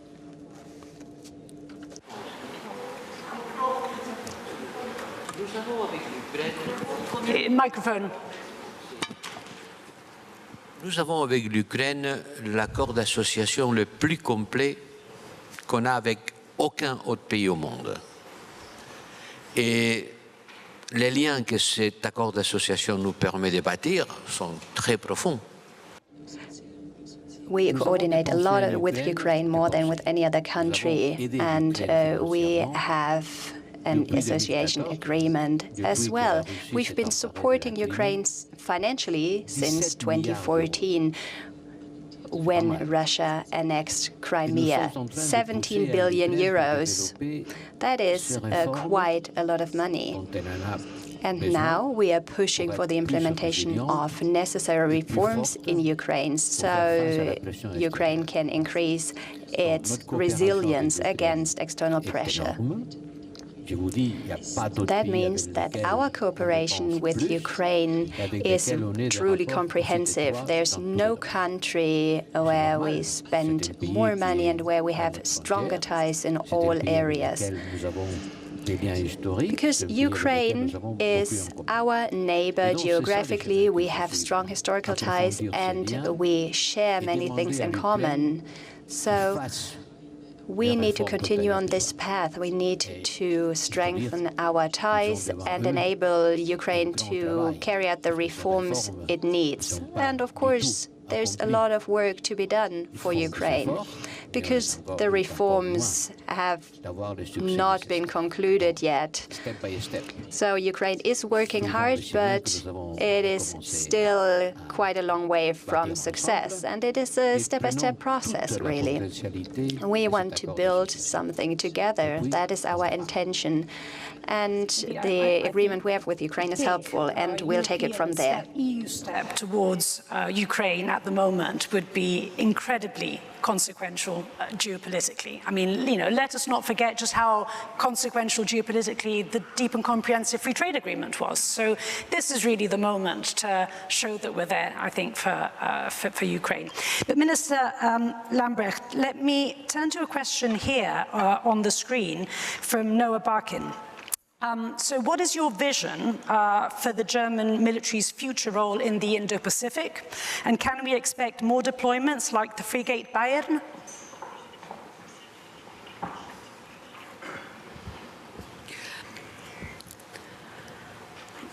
Die Fregatte Bayern ist jetzt gerade wieder nach Deutschland. The frigate Bayern has just returned home to Germany. It was quite an impressive deployment, and I think we have left an important footprint in the region. What matters to us is to be active in the region, to show our presence side by side with the US, for example, because what is important to us is that states are able to make their own free, sovereign decisions on how they want to live, and that they aren't pressured, for example, by economic dependencies into certain constellations. And this is why we are willing to play our part. We are certainly going to discuss the details with our partners, and the US in particular, but we must not forget about this Indo-Pacific region. It is about more than a mere military presence. Rather, what we want to see in this region is certain values and a certain order that enables states to make their own sovereign decision on policies and on their alignment. So there should not be any economic or military coercion through sanction, and we will make our contribution to that. We have a question at the back. I see a hand and a mask. I can't see a face. But yes, just there at the back, exactly. Good morning. The face behind the mask is Gerhard Konrad, former director INCEN, that means the Intelligence Assessment Center of the European Union. Just, let's say, 2 years ago, I returned to Germany. And my question is, of course, concerning the future of the single intelligence analysis capacity we have created for years in the European Union within the EAS. The SIAC, the Single Intelligence Analysis Committee, has created the 360 degrees threat assessment underlying the strategic compass. And now the question is, of course, how should we, the member states, should develop the capabilities of the SIAC within the framework or based on the strategic compass? Because you know, the prerequisite for reasonable action is adequate situational awareness, be it military, be it political, be it security-wise. So how the EU, but especially the member states, since intelligence is a matter of the member states and governments, how are, let's say, you envisaging the next steps? Madame Parly, vous avez parlé du feuille de route, let's say, a roadmap. I think you, Ms. Parly, mentioned a roadmap. The roadmap is not a promise but a threat. But it would be good to have a tangible, practical roadmap for the years ahead. And is that something which we can expect from the strategic compass and the document which will be, let's say, decided upon in March this year? So I think this would be a major contribution to coherence and cohesion within the ES, among the nations, and between the institutions. Thank you very much. Thank you. Perhaps Minister Parly? Tout d'abord, je voudrais souligner, comme vous l'avez fait, le fait que si ces travaux First of all, I would like to underline that this work on the strategic compass was possible in the first place because we had a certain foundation of information that we received from the intelligence agencies. Foreign policy, intelligence, those are sovereign responsibilities of individual states. And of course, there is a need to have closer cooperation here. There are bilateral agreements here between states that are very useful. But let's come back to our sovereign capabilities. Of course, it is great to have intelligence agencies, but if they only communicate what they know from others, then that isn't very helpful. So Europe has a lack of a capability to use sovereign tools for a sovereign intelligence analysis.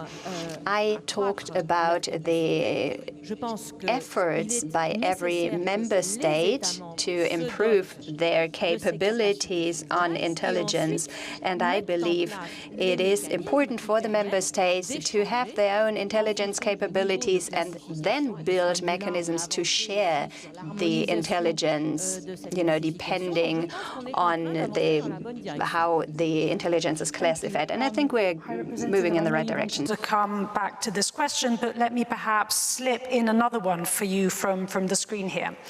And it's from Esmir Milovic. So you've mentioned the crisis in Bosnia earlier. What's your view on the situation today, and what should we expect from the Foreign Affairs Council meeting tomorrow?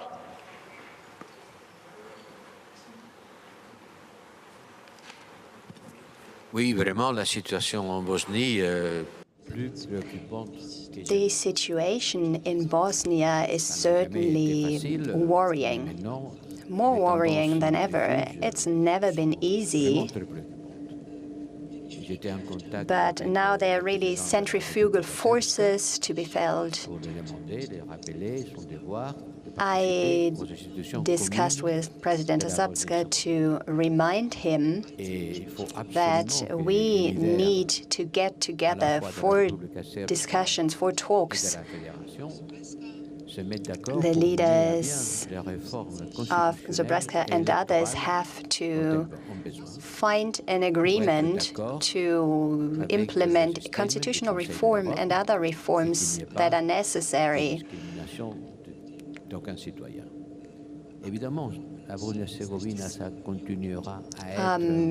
To continue the process in line with agreements and to avoid discrimination. But of course, this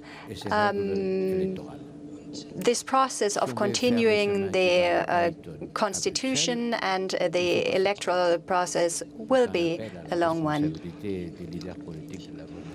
I can only appeal to the responsibility of the political leaders of Herzegovina to implement the reforms, and I can assure you that we are in close coordination with the US and also concerning Serbia, and we've issued a serious warning.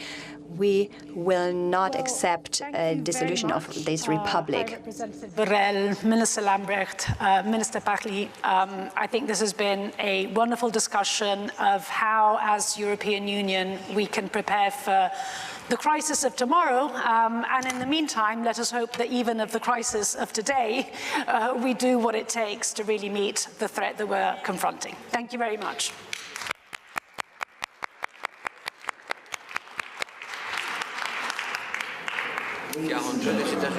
Alors, on commence en français. Just kidding, don't worry. Back again with Clemens Fernkotte live from Vienna. Clemens, is it just me or is Germany always a bit reluctant when it comes to military expenses? It's not only military expenses. This kind of discussion we had in the Munich conference for years and years and years. They've been always asked, why is Germany not coming up with the commitment of 2% GDP for defense expenditures? Ms. Merkel were doing this, now it's the new government, and the same question is now in a completely different context, because the situation right now is more serious, and now the Secretary of Defense, Ms. Lampert, she really had a difficult time to explain. First of all, yes, it's the question of our coalition in Berlin. Secondly, we have to, she mentioned even negotiations with the budget, mentioned Chancellor Scholz, who might help her in this. Looking from other perspective, other European partners or even US partners on an international agenda, looking at it, and what is Germany's impact right now, it wasn't, I wouldn't say, quite convincing. So this is definitely a point. The second point, which was overburdened a bit, Burrell, the High Commissioner for Foreign Policy, he mentioned two very interesting numbers. He was saying the complete defense spending of all 27 EU member states was 4 times that of Russia and on the same level as the military expenses of China. And then he came with a second comment saying, but nothing, only few things are comparable. So this is a debate we had for years and years, and now, same as with the question in Germany doing more or less, the same question pops up again at a very unpleasant timing, which is, why is Europeans' defense expenditures not resulting in capabilities they're looking for? Considering what's happening around us, are we gliding into new times of military deterrence? Well, I think this is definitely the question at hand, and we see at it, especially in terms of capabilities. Borrell was saying, is Europe in danger? He said, yes, it is.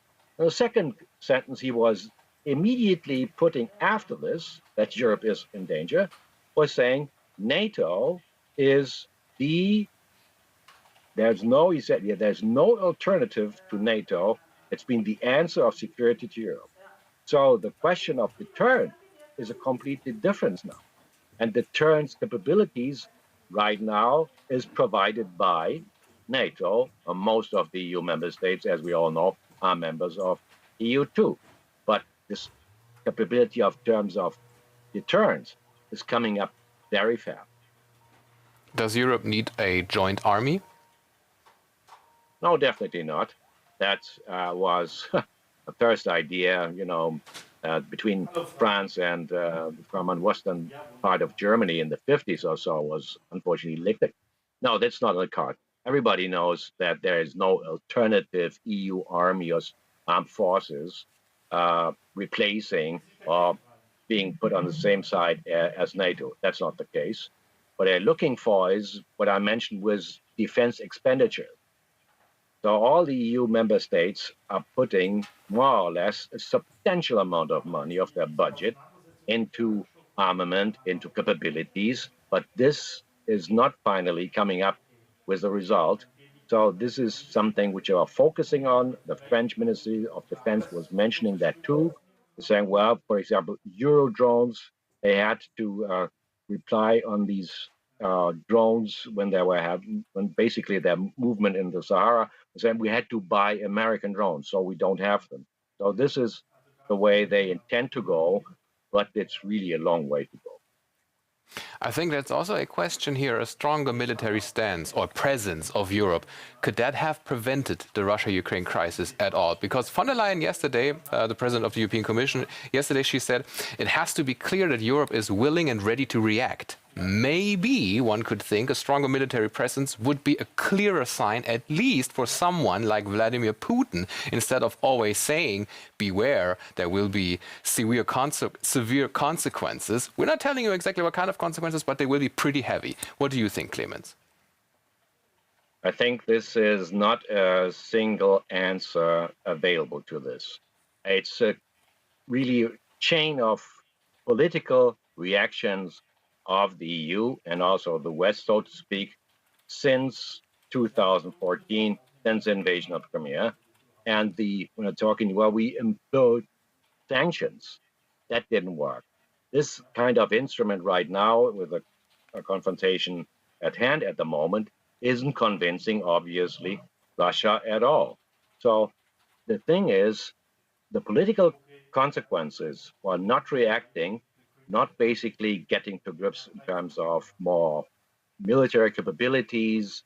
This is something which will definitely be not the point saying, well, if we had prepared much more, then we wouldn't face this kind of situation. I think on the long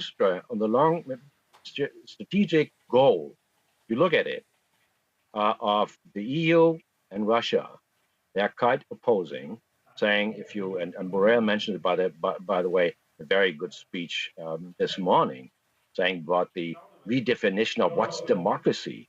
So they're completely different concepts. So this had to be made clear, and my guess is that it's not, this kind of scary military capabilities which the West would have put up in order to convince Putin not to do this. But it had been, my understanding, quite a chain of maybe not very convincing reactions of the West within the last year. Thank you very much, Clemens, for your expertise. Coming up next, Abraham Accords, a panel with, among others, Israel's Deputy Prime Minister Benny Gantz. You are watching BR24 Live. Stay with us.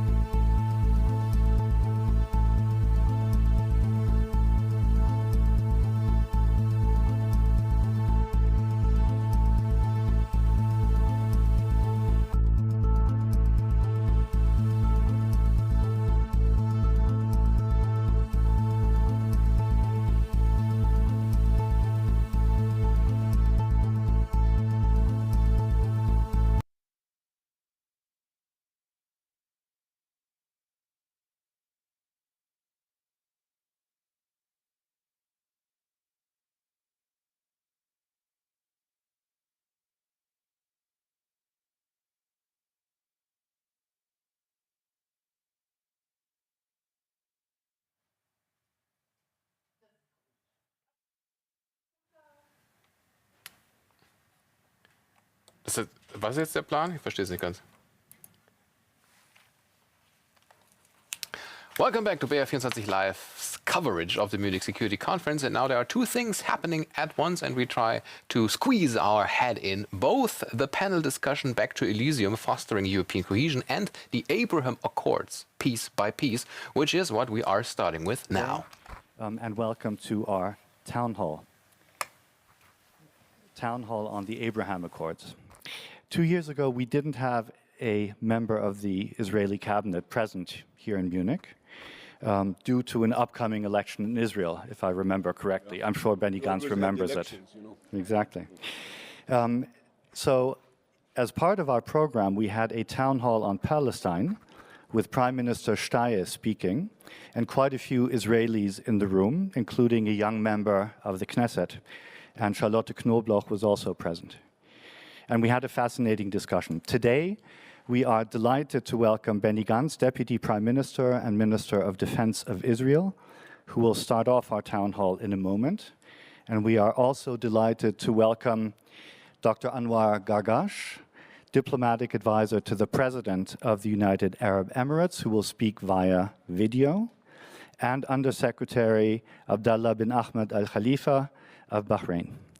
We have a great audience in this town hall, and we look forward to a lively discussion with audience members coming in, because that's the way this is supposed to work. Do we know that Dr. Anwar is online? Do we know? Okay, that's good, Cornelia. Yes, I can hear you. Yeah, welcome, Dr. Anwar. Good to see you. Lovely. Thank you. Deputy Prime Minister, you have the floor. And we can give you a round of applause, perhaps, for being here.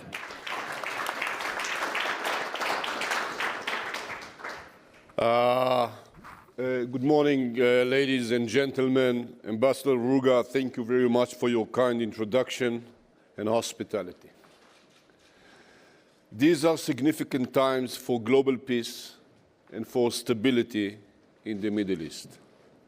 Challenges emerge alongside historic events that are reshaping the region.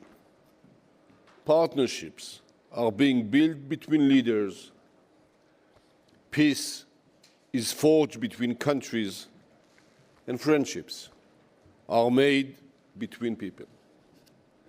Peace is achieved by courageous leaders, such as His Highness Sheikh Mohammed bin Zayed and His Majesty King Ahmad Al Khalifa, whom I had the great honor of visiting just a couple of weeks ago.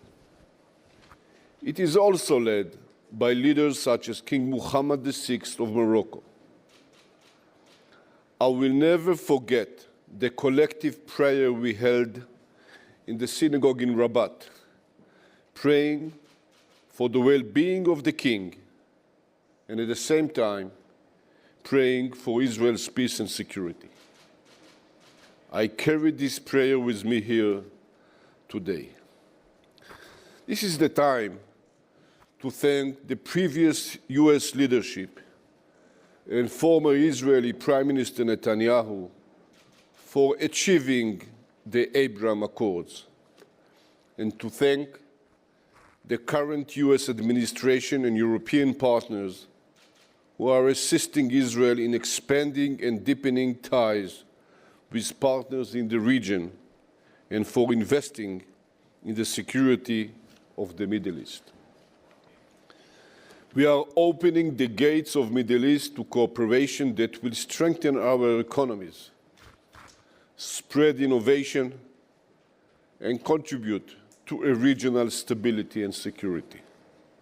Our hands are extended in peace to new brave leaders in the region who are prepared to develop relations with Israel, and I am certain it will not be long before these partnerships are built and exposed. As the former Chief of Defense Forces and as the leader of Israel's defense establishment, I must say my delight and honor were exceptional where I landed in Morocco, Bahrain, and other countries and was received with so much warmth. let me tell you this. In war, the winner gets to lose as well. In peace, we are all winners. Now, as clouds of war are gathered above us, it is the responsibility of the world leaders to spread calm, to promote discourse, and to uphold the principles that will preserve world peace and security. This should be the approach towards the conflict in Ukraine, and I call on all parties, even if we are in the last minutes, everything must be done to prevent bloodshed. We are currently at critical times for global security, as well for the stability and peace in the Middle East. Iranian aggression is rising, not just in nuclear program, but also in its regional attacks. Iran takes over failed states, forcing them to defend Iranian interests while committing severe human rights violations. We view with great concern the attacks conducted against our partners in the region, attacks that, according to our assessments, are being carried out under the guidance and approval of Iranian leadership, employing weapons, some of which are produced in Iran, and implementing know-how, operational know-how gained in Iran. We also see what is happening in Iraq when Iran is currently trying to intervene with its Quds force in center of influence, despite the loss of their supporters in the last elections. Iran exploits civilian flights from Tehran to Damascus International Airport to transport weapons under the illusions of civilian equipment. Iran also endangers the life of innocent civilians by transferring weapons in containers that arrived to the port of Latakia. Iran violates the freedom of navigation. Even worse, Iranian UAV attacks have claimed innocent lives, such as the British and Romanian civilian killed in the Mercer Street attack off the Gulf Coast. Iran also endangers civilian flight, which could be hit by UAVs that cannot change courses. Iran is responsible for arming proxies in Lebanon and undermining the country's governance. Just last week in Israel, we saw a number of Hezbollah attempts to violate Israel's sovereignty. In this context, I have a clear message for Hezbollah. Their operatives are familiar with the noise made by our airplanes and with their capabilities. If we are required to respond to the attack in order to defend ourselves, we will do so, and we will cause great damage to the terror organization and its surroundings. The state of Lebanon will unfortunately have to be held responsible. We will not hesitate to act anytime and anywhere to secure Israel, to ensure Israel's security. In facing such challenges, we must stand strong, united, determined. A nuclear deal, if signed with Iran, does not mark the end of the road. Action must be taken to ensure that Iran does not continue to enrich its additional facilities, and oversight must be increased. It is essential that the IAEA continues to investigate and monitor the open files. We must ensure that the advanced centrifuges are not found in other facilities. Development of ballistic missiles capable of carrying nuclear warheads must be stopped. It is critical that the sunset clause is not understood as an expiration date that enables Iran to revisit its nuclear ambitions.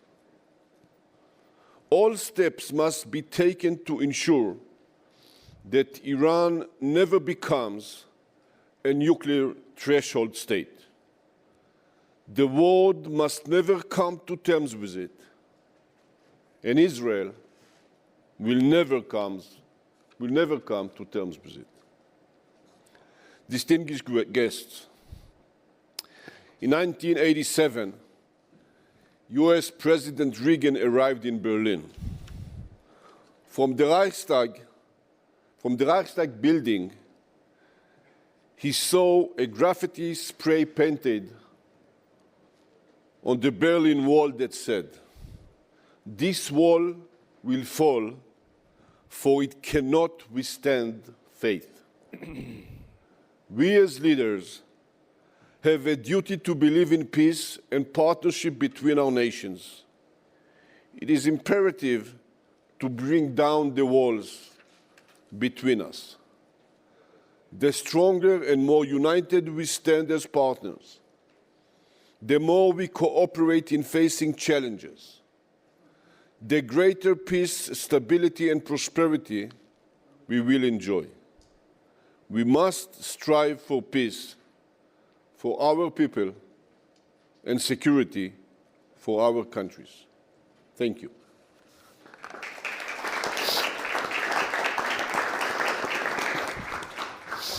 Thank you, Deputy Prime Minister Gantz. Welcome, ladies and gentlemen. And my name is Suat McKennett.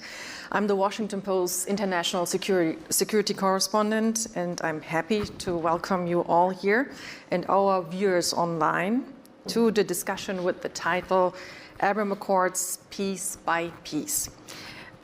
Our aim is to make this as interactive as possible, so you, ladies and gentlemen, here in the audience can ask questions, so can people at home who are viewing this via the QR code. But again, questions, so please, short questions with a question mark at the end. I would also like to welcome Abdallah Al-Khalifa here with us in the hall, and Dr. Anwar Gargash. Dr. Gargash, is he still here? Because I don't see him. Okay, he is. Yes, yes, I can hear you. Thank you, welcome.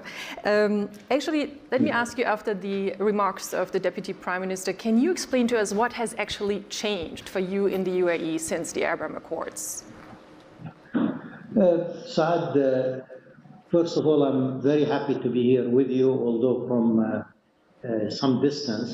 But I think the first thing is, in my assessment, the Abrahamic Accords are one of the most significant strategic developments in the region for many, many years. And I think time will prove that. I think from the UAE's perspective, we tried to do three things with the Abrahamic Accords. I think number one is to break psychological barriers.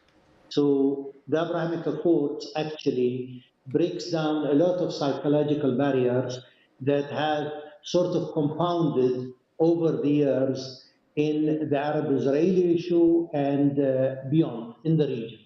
And I think it has played an important part, and the potential that it has in separating what is cultural and civilizational and religious from what is political. And I think that is the first important thing. I think this is very important from the UAE's perspective, because we do feel that the region needs some sort of agenda of tolerance, and that the Abrahamic Accord fits very well into that. I think secondly, the UAE, especially after a very difficult decade in the Arab Spring, is pursuing what I call an agenda of stability and prosperity. And with that, I think the using the economy, using investment as a tool, a visionary tool to change the region is extremely important. From where you're sitting in Munich, I can think of visionaries such as Jean Monnet and Robert Schuman, who really changed the structure of how Europe looked and how Europe looks at issues, political issues, through economic cooperation and economic vision. And I think this is one of the tools. So if you really look today, our trade with Israel since the start of the Abrahamic Accord is almost close to $1.5 billion already.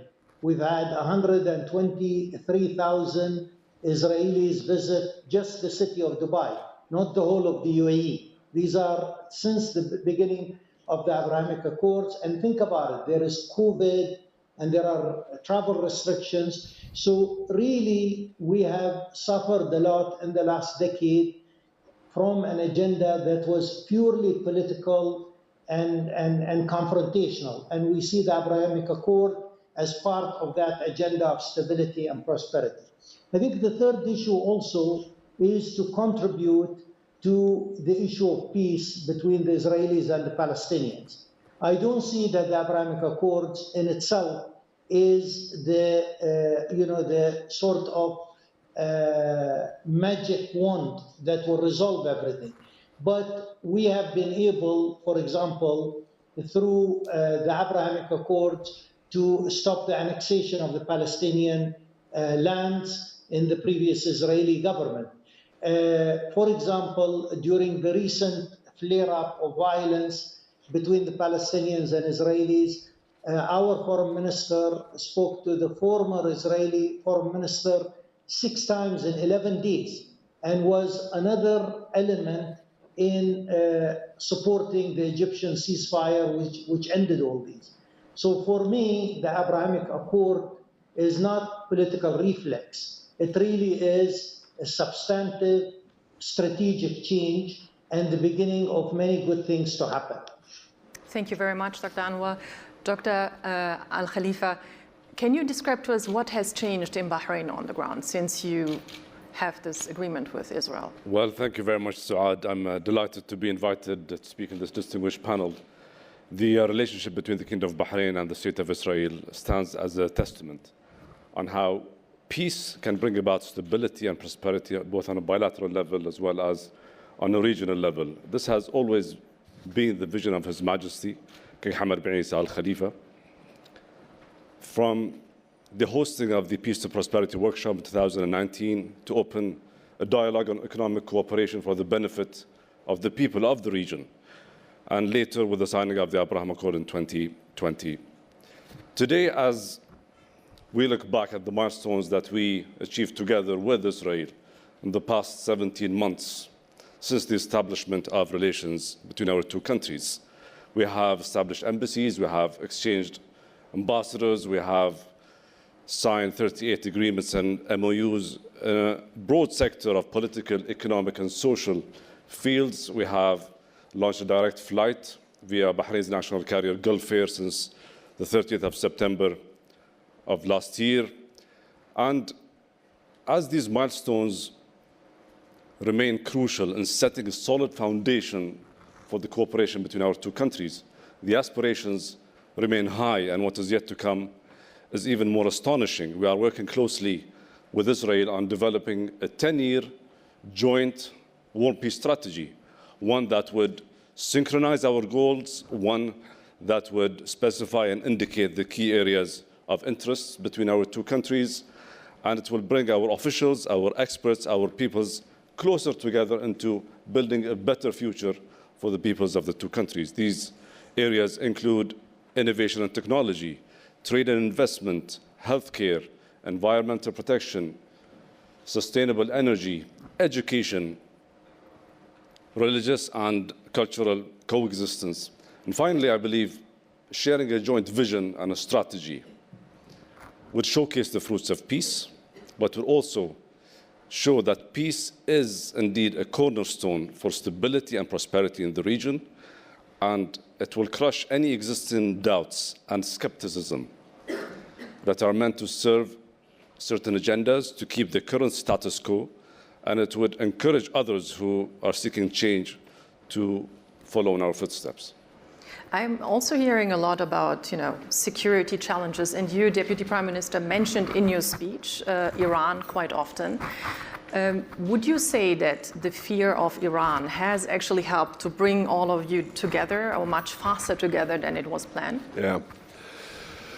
I think there are two sides to this coin. Definitely, Iran, as I've tried to explain, is a global, it's a regional challenge, and it's not only threatening the state of Israel. We have seen it attacks on Saudi, we have seen it attacks on UAE. So definitely this is an issue that we all have the same concern of. But on the other hand, we must emphasize the positive side of what I would like to portray as the full half glass of wine, if you wish, of our relations. Unbelievable to think of, like a few years back, that we will talk about the same strategic vision, cooperation between the countries, organizations, and friendship between the people themselves, and so many people are traveling from one place to another. I think that these Abraham Accords are really a major change in the last several decades. As I said, it's part of both the exception of the existence of Israel as part of the Middle East, as well as the braveness of the leaders of all sides. And I think it's just the beginning.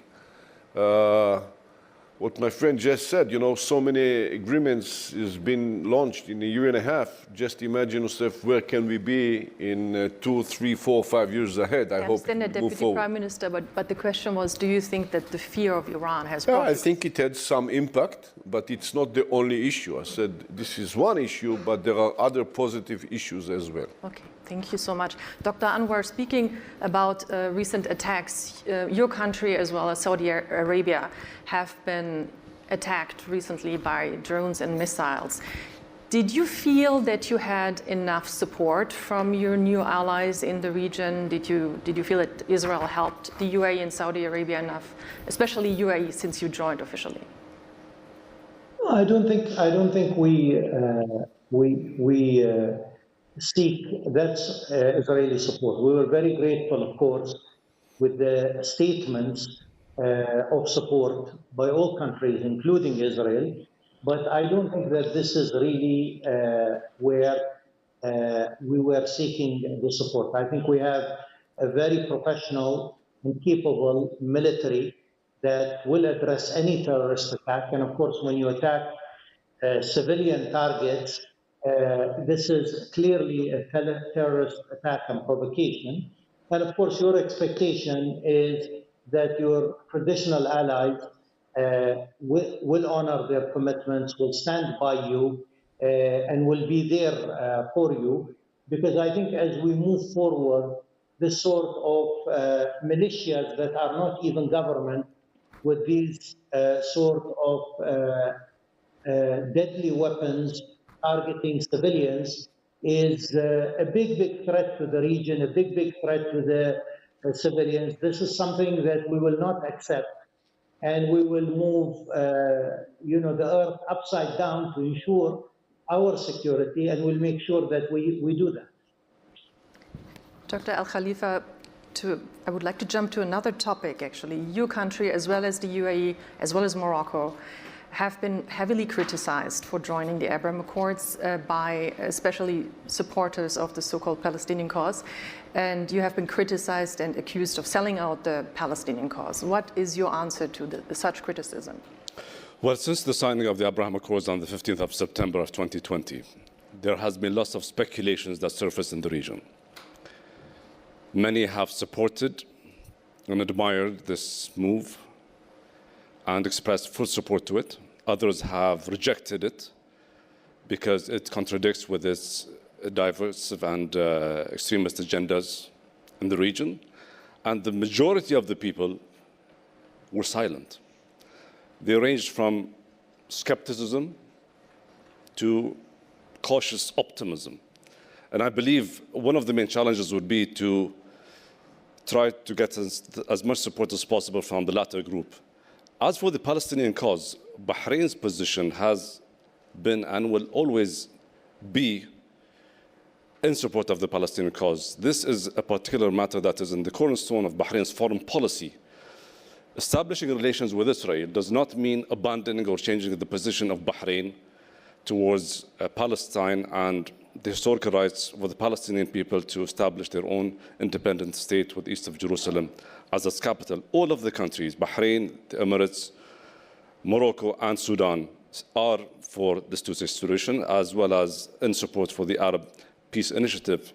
In fact, we do believe that signing the Abraham Accords and having relations with Israel will, in fact, take us a step closer towards that, because we do believe that only through dialogue, through engagement, through mutual understanding and respect, that would happen. This is expected. We realize that. And we also do realize that within the Israeli government, there's not a single position across that. We understand that. But again, we have our engagements, we have our talks with our colleagues within the Israeli Foreign Affairs. And I recall the last visit of Foreign Minister Lapid to Bahrain on the 30th of September of last year, where he held a press conference with the Minister of Foreign Affairs, Dr. Abdulatif al-Zayani. And he said publicly in a press conference that he does support the two-state solution. So having an Israeli foreign minister saying that from Bahrain is unprecedented. We do realize it might not represent the official stand of the Israeli government, but at least we realize there are different views across the different political parties in Israel for different solutions. So let's ask the Deputy Prime Minister, what are your views? Are you supporting the two-state solution? And why is it possible to have an agreement with Bahrain, the UAE, Morocco, Sudan? And why is it so difficult to get an agreement with the Palestinians? Well, those are two different yet completing issues. As said, I believe that the Abraham Accords are strengthening the process of bilateral talks and regional talks between Israel, the surrounding countries, and the Palestinians, that eventually we will find ways of coexisting with one another, respecting one another, while ensuring the security of the State of Israel. I believe that eventually we will find ourselves in a two-entities solution in which we respect the Palestinian sovereignty and governance, but yet we will be respected for our security needs, and it's a bilateral issue between us and the Palestinians. I must say that we cannot ignore the existence of the Palestinians, and the Palestinians cannot ignore the existence of us Israelis in the area, and we must find ways of living with one another. Both sides should take historic decisions as well. It started as an autonomy by Begin and Saadat. It moved forward with the conference in Spain. It moved forward with the Oslo Agreement, and I hope that one day we can create a new reality, but it will have to take the realities as it is on the ground between us and the Palestinians. As you know, I met with the Palestinian President Abbas twice already. I think we must maintain strategic connection. I think we must maintain security considerations, and I'm sure we must promote economy. And slowly but surely we will separate from one another and create a better reference for future discussion of how should the permanent agreement will look like. So did I hear, Deputy Prime Minister, that you say two-state solution is possible? I didn't say two-state solution because it takes us to a former framework, and it's a phrase that gives the illusions of 1967 borderlines, etc., things that cannot happen. This is why I said two-entity solution, that we will verify with one another how we can ensure the Palestinian rights on one hand, but we definitely need to ensure our rights, but our security demands. So every time that people talk about it, and they ask me, we must make sure that the Palestinian sovereignty is being taken care of. I am saying at the very same time, we must make sure that we take care of Israel's security needs at the same time. not before we bridge those two issues, we can come to a permanent future agreement. I think we need to create a better reference in which we will speak from, and I think we haven't reached this better reference yet. The foreign minister of Saudi Arabia said yesterday during one of the conversations here that the kingdom would not be able to join the Abraham Accords until there will be a solution in this. Are these the conversations you have with Saudi Arabia as well? I hope that we will find a way to mitigate the different gaps and the different positions. But let us see the reality as it is. You can have two flanks of the Middle East. You will have the northern negative flank influenced by Iran in northern Iraq, in Syria and Lebanon. This is the radical front. But you can see the peace camp on the other side, starting from countries like Bahrain and Saudi and UAE and Israel, and hopefully others will join in hands. Though we don't have agreement on everything, we will figure out a way of coexisting and cooperating between one another. And I'm sure that what I would call the peace flank will overcome the radical one. Dr. Anwar, may I ask you, when you hear what the Deputy Prime Minister says now about the negotiations or the conversations with the Palestinian side, do you think you're on the same page here with him? Well, I think Saad, the Abrahamic Accords is about visionary thinking of our region. Our region has suffered from this Manichaean view of black and white for a very, very long time.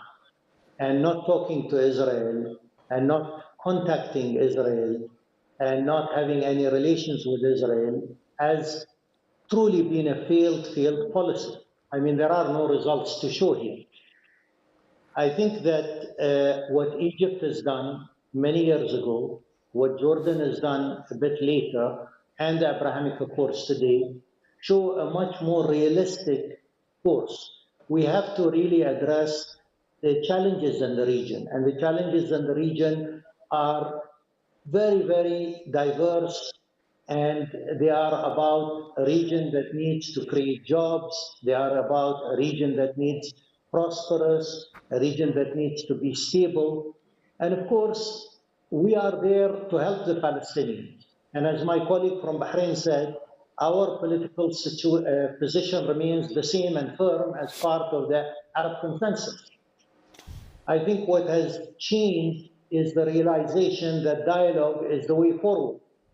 And without talking, without laying out our differences, we've seen the results of this policy of the last 70 years, and there's very little really for anybody, for the Palestinians or others. So as we move forward, I think we need to think of a region that needs to be prosperous, a region that needs to be stable, and a region through these connections creates, in my opinion, reservoirs of trust. And through these reservoirs of trust, many of the complications over the last years, we are able to disentangle and build on. We've tried the old way, and the old way has failed miserably. I think the way forward is what we have seen with Egypt and Jordan, and what we are proposing of a warm peace is the way forward, and I'm sure we can create much better results through this approach. Thank you very much. Before I open up for questions from the audience, let me ask you, we have learned in the past couple of months that there was possibly some kind of cooperation long before the Abraham Accords came together. And I'm talking about cooperation when it comes to, cybersecurity or selling, helping in security, on security measures. And I'm talking about, for example, the selling of the Pegasus program to a few of the countries that are now here with us in the discussion. I would like to ask you, Deputy Prime Minister, did you actually have a cooperation when it comes to selling such spyware to countries like, if it's true, Bahrain or the UAE long before the Abraham Accords?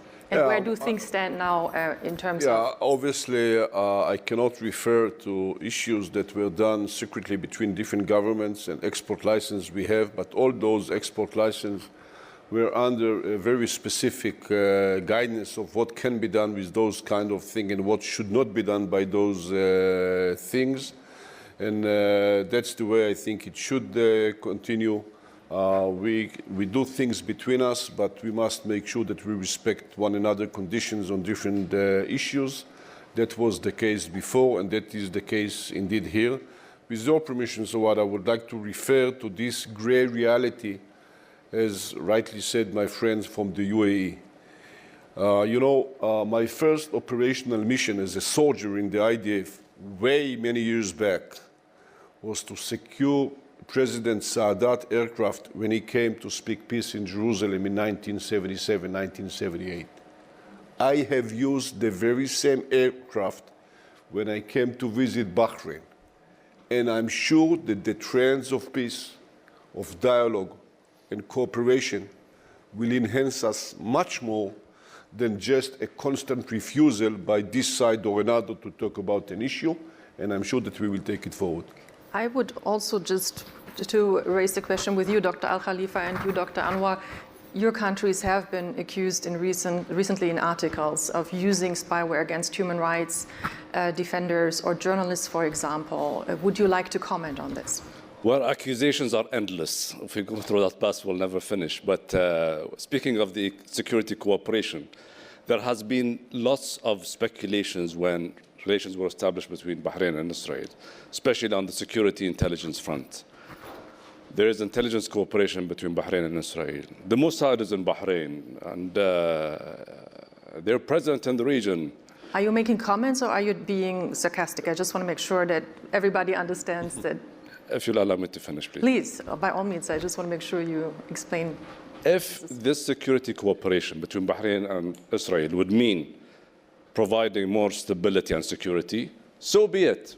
If it would mean saving the lives of innocent civilians, so be it.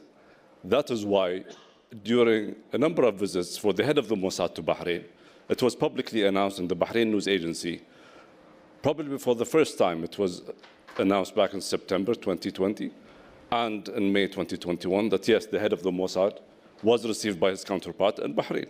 Okay. So we do believe security cooperation, intelligence cooperation is part of our ongoing partnership between Bahrain and Israel, and it will continue. So have you used NSO spyware against human rights defenders? Can you repeat your question? Have you used NSO spyware by the name of Pegasus against human rights defenders? Just as the minister has specified, this matter has been dealt with previously, and publicly the company has announced that there was no dealing with Bahrain.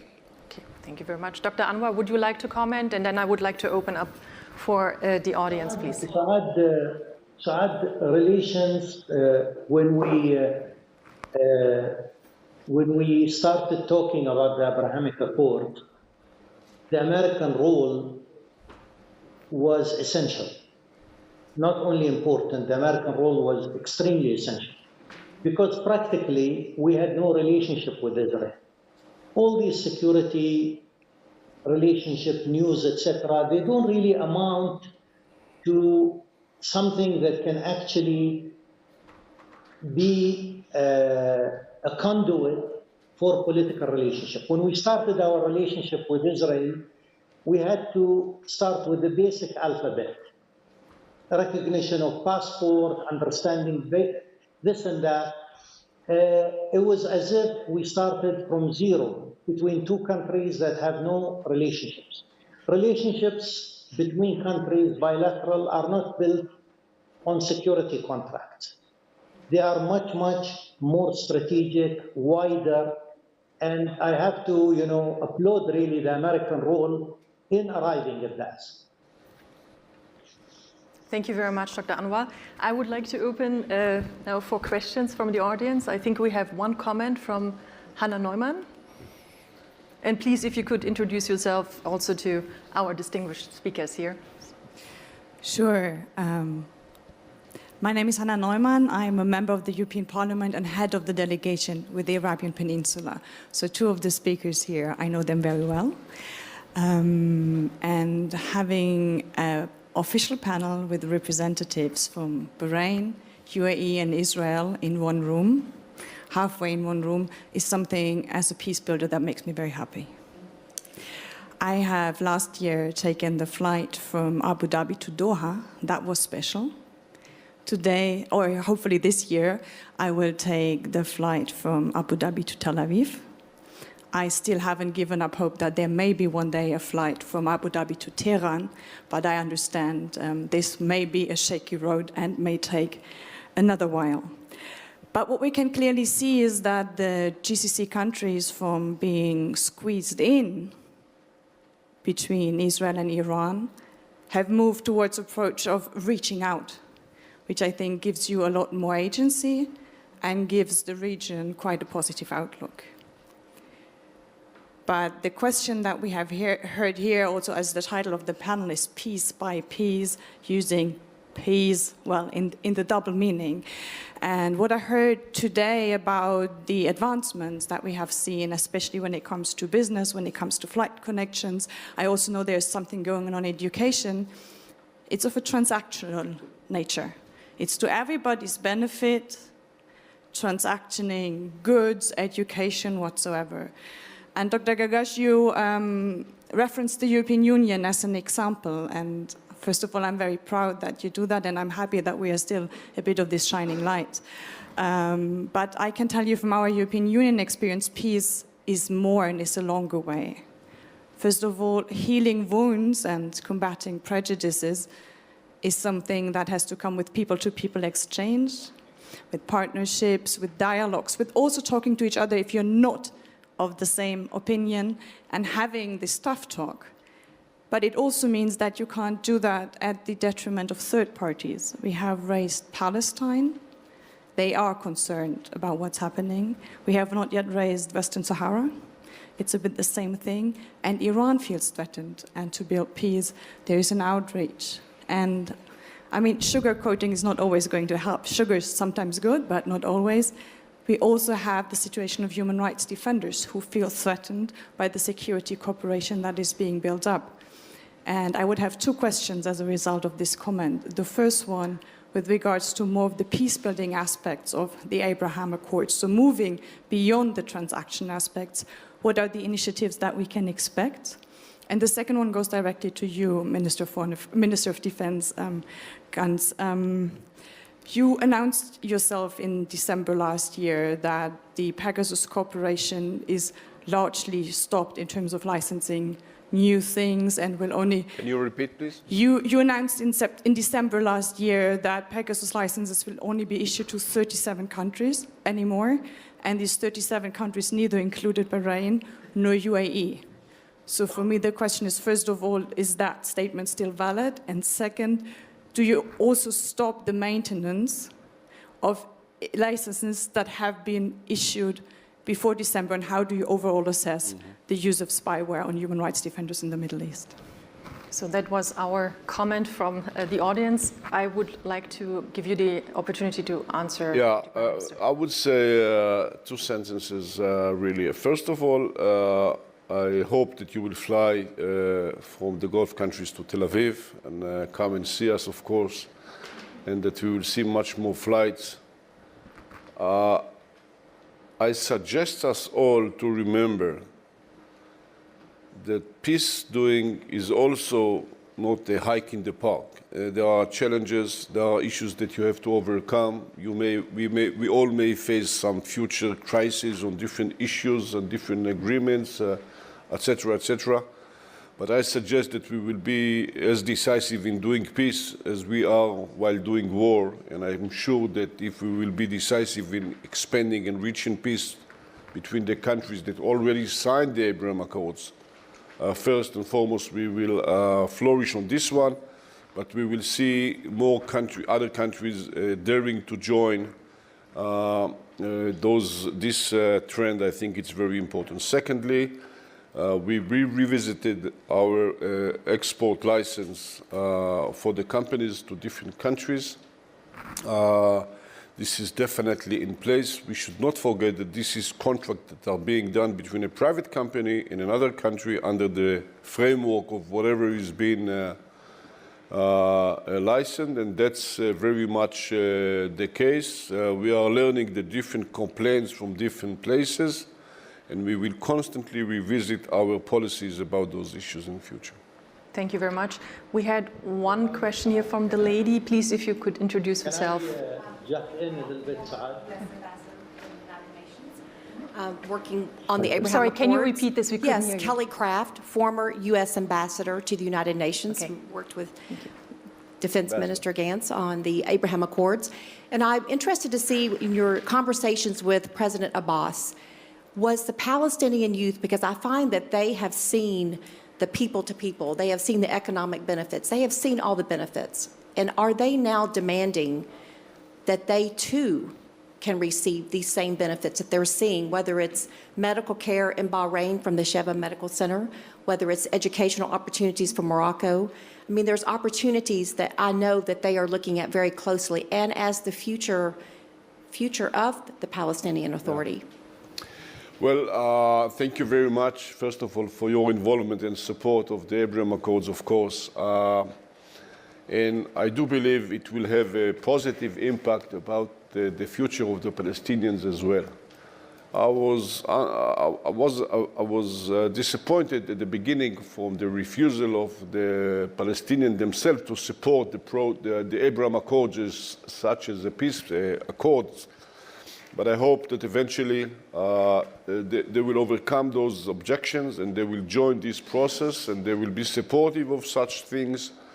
I think it is with the responsibility and the possibility of the Palestinian leadership to move forward in peace with increased security coordination, with increased education, Medicare, economical prosperity. This is for the benefit of their own people, whether they do it together with us, Israel and the Palestinians, or whether they do it with the support they can get from other countries around the world, to include the Gulf countries and others. This is more important for them. I believe for the Palestinians, from my perspective, a moderate, realistic leadership can get them to a better future than a radical Hamas terrorist organization that will change the whole future of the Palestinian in terms of being a prosperous economy and prosperity of the society. It can become radical as Hamas are. So I hope that the Palestinians will choose the right way. If they do so, we will be there. Thank you very much. I think, please. Excuse me. Sorry, the microphone. That the honeymoon, that they see that the honeymoon is over and that this is enduring. And I think that's very promising. So and that's thanks to your relationship that you've built with the country. We have a few other questions, but thank you so much for your question. Thank you. I think the gentleman here on the, I think you had a question or comment, I was told. Please, Mr. Laschet, if you could introduce yourself to the panelists. I don't have a question. I'm a member of the German Parliament and was Chancellor candidate for the CDU. We lost, Olaf Scholz won the elections, but nevertheless we support the new government in supporting this process in the region. I think this is a very, very important moment for the region, and our guest from the United Emirates, Arab Emirates, Mr. Gourash, mentioned Jean Monnet and Robert Schuman. And in fact, that is the situation. At that time, 5 years after the Second World War, a terrible world war with Holocaust and all those crimes the Germans did, the French gave the hand to a new cooperation and started the European Union, and they started with coal and steel, and this was the idea to work more together. And we are just in this moment that states who are 50 years against Israel now make this step, say we have the possibility to cooperate and everybody will have a win situation. Even the Palestinians will have a better situation if they agree to this support. And my idea is that we Germans should support this process. We started last week in the Deutscher Bundestag a group Mr. Lambsdorff, no, he's not longer here, is member, liberal, a Green member of the Bundestag, and Heiko Maas, the former foreign minister. We will work with all different democratic parties to support this process from Germany on. And my question is, what is your expectation towards Germany? You are negotiating between each other, but what can Germany do to support this process in the region? So maybe Deputy Prime Minister first and then... Yes, thank you very much. I think that Germany is a great world player and leader in different administration, whether it was Chancellor, the former Chancellor, whether it's the new government of Germany. They are very much supportive of peace and security in our region with different countries, not just the Abraham Accords, but other countries as well.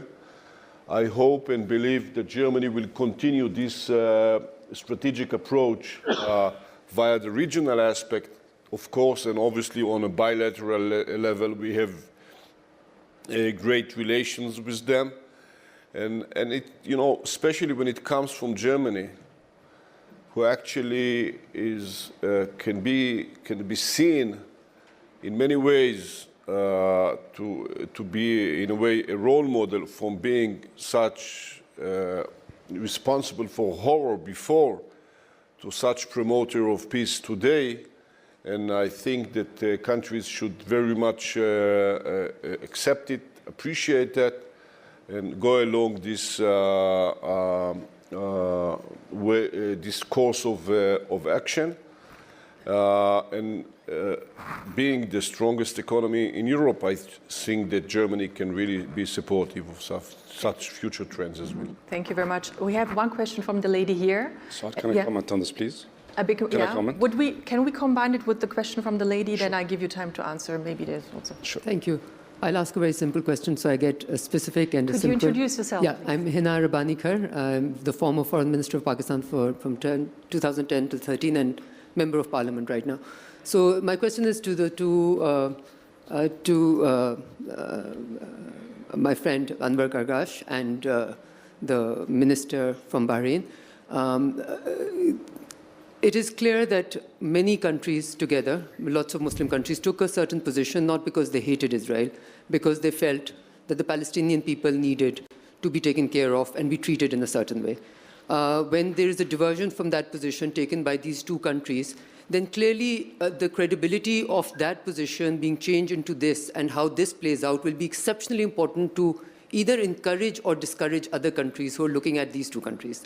So my question specifically is that through this interaction, what do you think have you been able to engineer in terms of positive change for the Palestinian people so that many countries and many people who are looking at these two important, very important countries within the Muslim world and the actions that they've taken to see if they can credibly stick to their stance of support for the Palestinians and look at the regional requirements and perhaps show the way forward. So specifically, what can we feel in terms of change being engineered for the Palestinians? Thank you very much for your question. So, Dr. Al-Khalifa, you wanted to say a comment about Mr.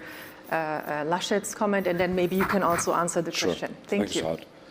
Well, many countries have supported the Abraham Accords from the very beginning, and Germany was one of the first countries to do so. We would like to express our appreciation to Germany in general, but to the Ministry of Foreign Affairs in particular. They have offered to host a trilateral youth program to have Bahraini, Israeli, and German youth to be hosted here in Germany to foster the people-to-people relation. And such programs, we do believe, are very much important because this is more about the people-to-people relationship and the youth more than the governments and the official aspect of that. So thanks to Germany for that, and we look forward to the implementation of this program, hopefully later this year. As for my colleague from Pakistan, sorry, I'm giving you my back, but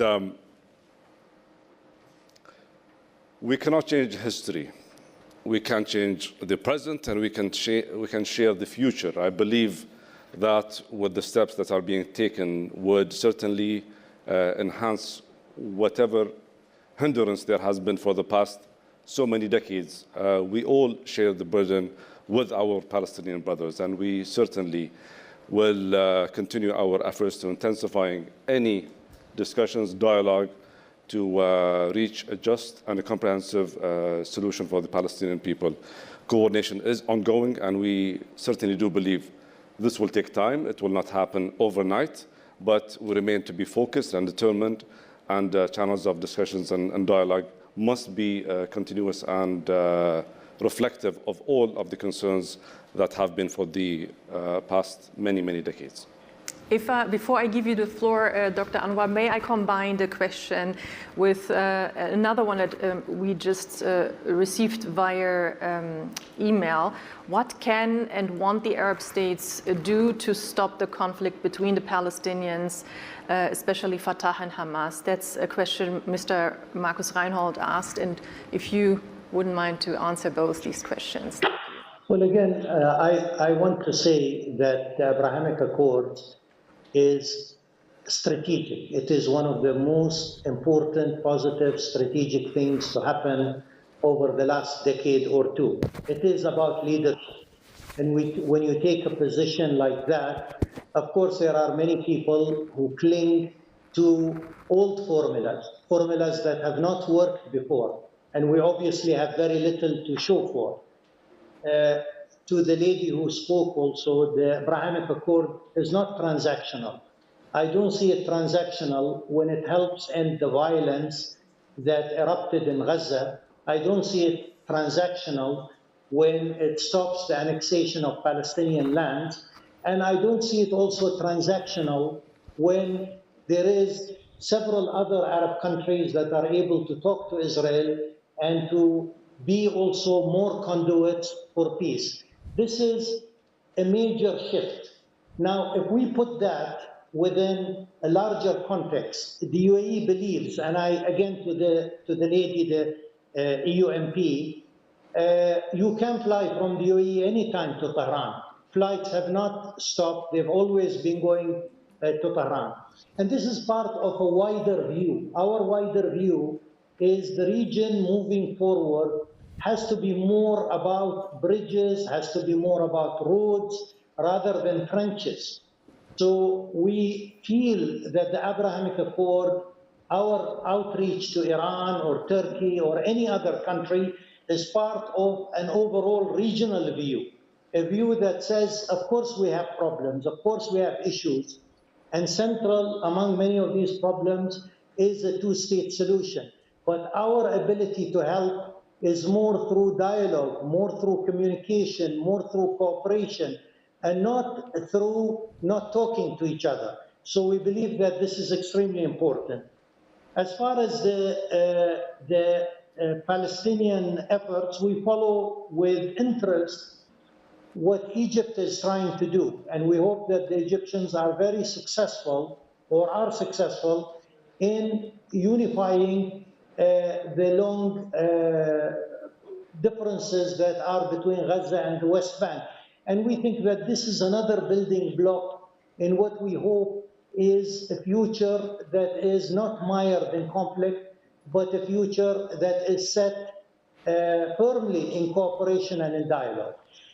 Thank you very much. We have time for one more question, and I believe there is one here. Hi, my name is Peter Neumann. I'm a professor at King's College in London. And my question to, I guess, all of you, even though you don't all have to answer, is what do we expect for the future, especially in terms of security cooperation? Do you anticipate there are going to be joint exercises? Are there going to be formal channels, formalized intelligence sharing? Should we even expect perhaps at some point you developing common positions on conflicts like in Syria or in other places? What's your vision for the development of this over the next perhaps 5 or 10 years? Yeah. Deputy Prime Minister first, please. Thank you very much. First and foremost, I would like to join my friend from Bahrain, Abdallah, saying that we cannot change the history, but we must manage the present and shape the future. And I think you are very much right to say so. This is what we are trying to do. However, you know, we cannot change the history, but we must take some lessons learned from there. This is really much the case of Israel when we are not stuck with our historical fights, but we are trying to preserve our future security, because security in the Middle East is the major issue that promotes stability. And when you have security and stability, you have better economy. When you have better economy, you have better relations, you have better human rights, you have better opportunities for everybody. So I think that really the security aspect is pretty much a cornerstone for all future positive development. Specifically to your questions, of course, that we will try to promote as much cooperation as we can. We cannot, I mean, it's very hard to be very specific of what would be the future actions or the future practical aspects of it, but the most important is that we can be assured of going in the right direction, strategic direction. And I think that the strategic directions of constant communication between the sides, cooperating on different issues on the three levels of government strategic aspects, or cooperation between organizations, businesses, security organizations, etc., and people to people, these three layers will ensure a positive future, and I'm very happy with it. And I would like to give you the word now, Dr. Anwar.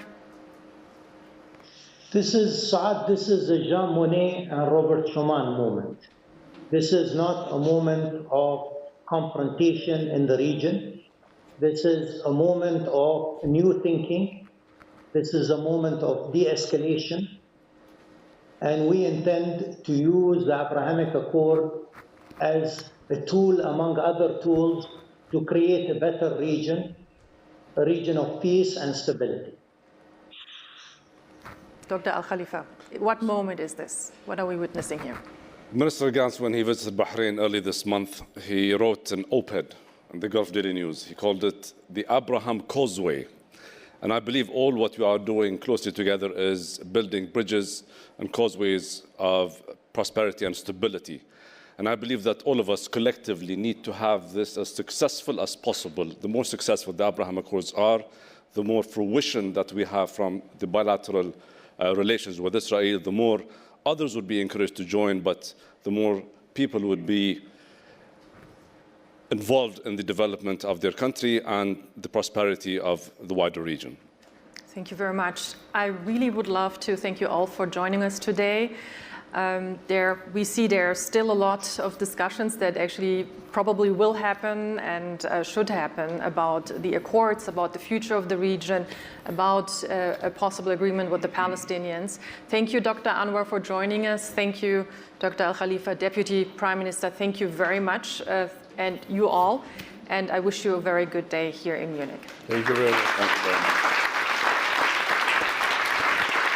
So far, so good. And joining us now is Susanne Glas, Deputy Head of our Foreign Report Department and longtime Chief Correspondent in Israel and the Palestinian Authority. Susanne, what are your thoughts on this discussion we just watched? First of all, hi, Dominic. First of all, for me, I remembered when I moved to Israel in 2015, I was at the airport in Tel Aviv, and I forgot to move out an older sticker from Dubai airport, and out of the sudden there was high alert in the whole airport. I got a really special security treatment. I almost missed my flight. Several years later at the airport, I saw that most of the outgoing flights went to Dubai, and the Israelis really, they love to go there. And my personal opinion is peace is made by people. People need to have the opportunity to meet each other. So for me, it's a historical step. But, last sentence, the history is written when we see also a Palestinian representative on the podium. Susanne, Israel, very much like Afghanistan, is on the news when there is escalation. Not so much when there are no rockets flying. So how is Israel doing in general now? I think they are going through a quieter period. I really think that they have a lot of profit with these Abraham Accords, but still we have rockets, but it's in a level which is not reported on it. But sure, Israel is still surrounded from enemies, and Israel is also watching very, very, with a very dangerous feeling what's going on with the Ukraine and Russia, because Israel needs the United States of America, but Israel also needs very good relationship with Russia, and this is a very dangerous situation now for Israel. How much is Israel leaning towards Europe? Benny Gantz, the Deputy Prime Minister, just said now it is important to stand united. Now, with the Russia-Ukraine crisis, Israel also sees that that is possible, but maybe not so much when it comes to, for example, Israel and Iran. Definitely, Israel needs Europe, but like I said, Israel doesn't want to take position in this Russian-Ukraine conflict. Already 2014, they didn't take position because they know that they need Russia, because Russia is also active in Syria. We know that this is a huge concern, the Iranian troops in Syria for Israel. So they have a gentleman agreement with the Russian Air Force in Syria. We know also that Israel is regularly striking with his Air Force in Syria, so they don't intervene there. They need Russia, they need also the United States of America, and they need the European Union. But they think that the European Union is more or less, it's nice to have, it's nice for political talks, but it's very, very big concerning army and support military. Thank you so much for being with us, Susanne. Unfortunately, that is all the time we have, because we are switching now to the already ongoing panel discussion back to Elysium, fostering European cohesion. Mostly. Cohesion is it. I would like to focus on the question, is this a transformative moment? Yeah. And I think that this is definitely a transformative moment. And this is in a row with European history. European history has never been a steady, slow-moving development upwards. It was always a history of decisive moments, disruption, and then more integration. And my guess is that we are now witnessing such a moment, such a decisive, transformative moment where the European Union has to decide what they really want. And there is one challenge ahead of us, which we most likely see in a couple of days or weeks, and that is a new refugee crisis on the Polish border. What will we do then? And my question goes to those who are now in charge, in the governments and in the European Council. Are you prepared to tackle such a new refugee crisis in Europe? Is the Polish government willing to activate Frontex immediately from the first moment on, and to cooperate with all the European member states, because this is not the Polish-Ukrainian border? Do you think that would be the appropriate reaction, to activate Frontex when we see kind of a major migration crisis coming from Ukraine? To activate all the institutions we have to understand this potential crisis as a European challenge and not just a challenge on the Polish-Ukrainian border. So but wouldn't the more appropriate solution then be to think of who can take how many Ukrainian refugees? Are we having preparation of a mechanism to distribute those who might come? So are we prepared differently to what we experienced in 2016? So is this now something which the European Union is aware of? And is the European Union really preparing such a challenge which could happen? I think it's an within the excellent next question, days? which we can include in the second round of questions, and ask it basically to the heads of state here and the foreign minister. But I would like to first take other questions from the floor, and I have Constanze Stelzmüller. As I said, a very strong... Then Constanze was first, but please. Thank you very much. Thank you. I'm just reading the forward by Wolfgang Ischlinger. I remember coming here and there was restlessness was the key word. Wolfgang's moved from restlessness to helplessness. My question to the panel is, do you think in the next 5 to 10 years on the current trajectory, the world is going to get more safer or less? And if the answer is the latter, is it time to increase NATO defense spending to 3%? And as a passionate lover of European security, investing in European security from a British perspective, could you outline the disparity between NATO's responsibilities and duties and the European Union's aspirations, it seems, to develop its own defense capabilities? Thank you. Thank you very much. Constanze Stelzmüller and then Roderich Kiesewetter.